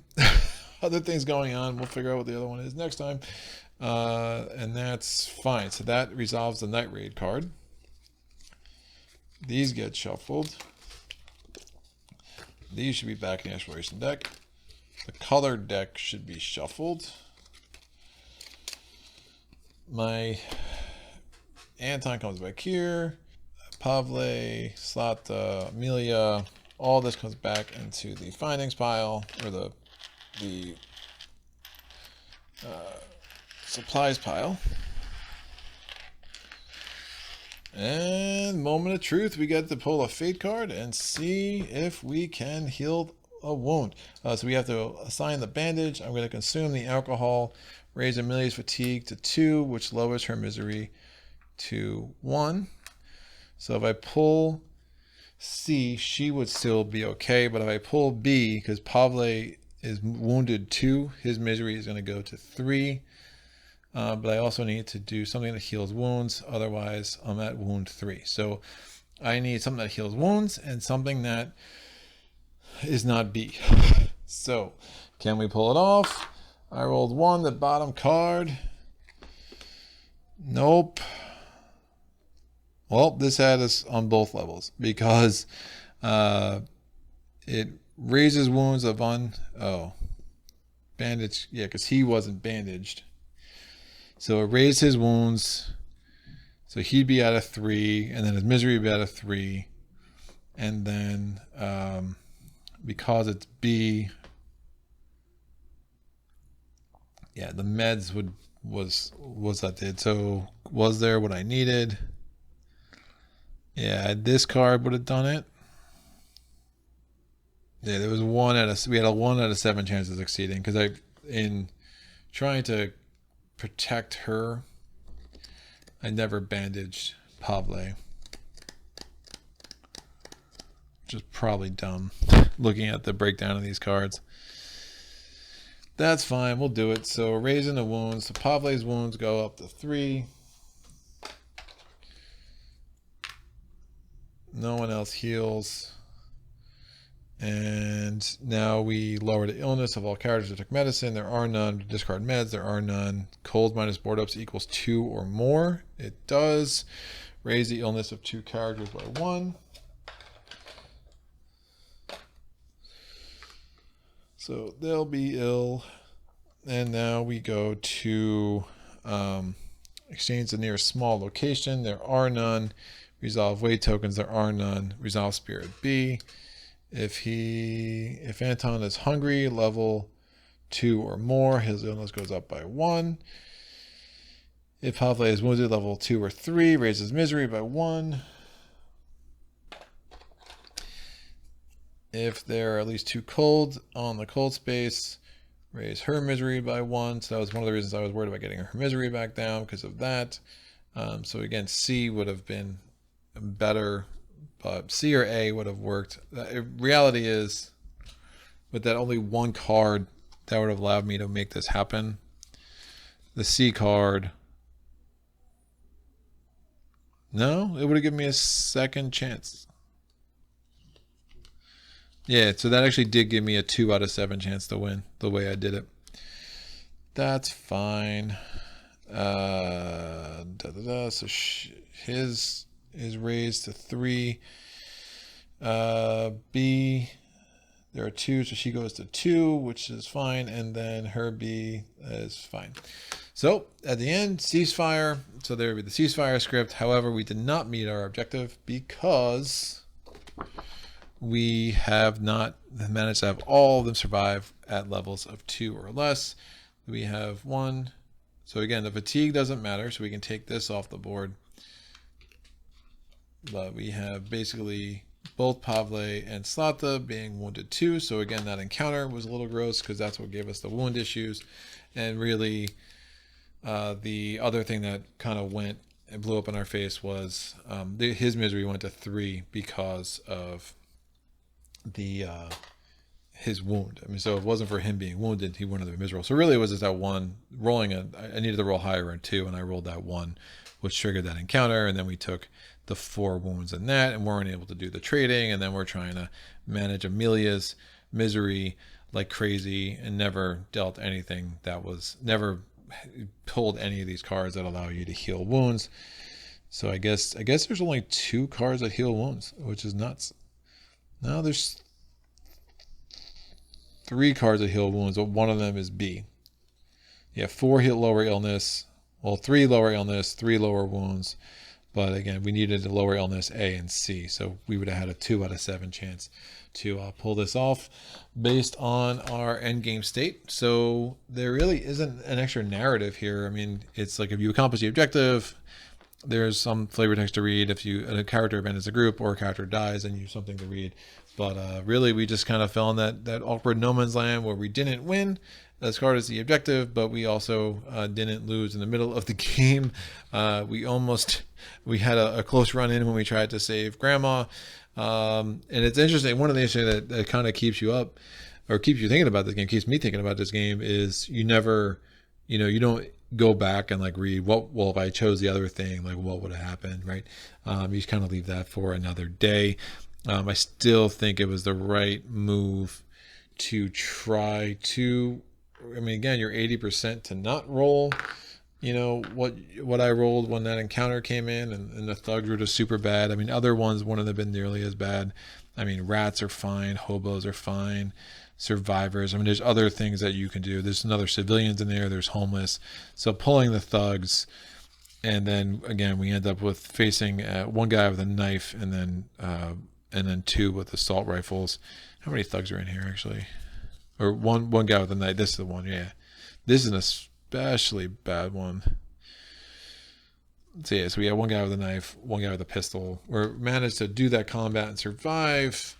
Did some healing right away because we were at the hospital, but ultimately it just wasn't meant to be. The prowess, those combats are hard. I have yet to see a game where I've won where I had a successful combat. I mean, that was the closest I got while going through a combat. And it's an interesting mechanic. It's again the games where you're in control, you never have to push your luck, are the ones that you just kind of cruise through. Like the first playthrough I got on the channel, I just totally cruised through. Didn't even come close to an encounter.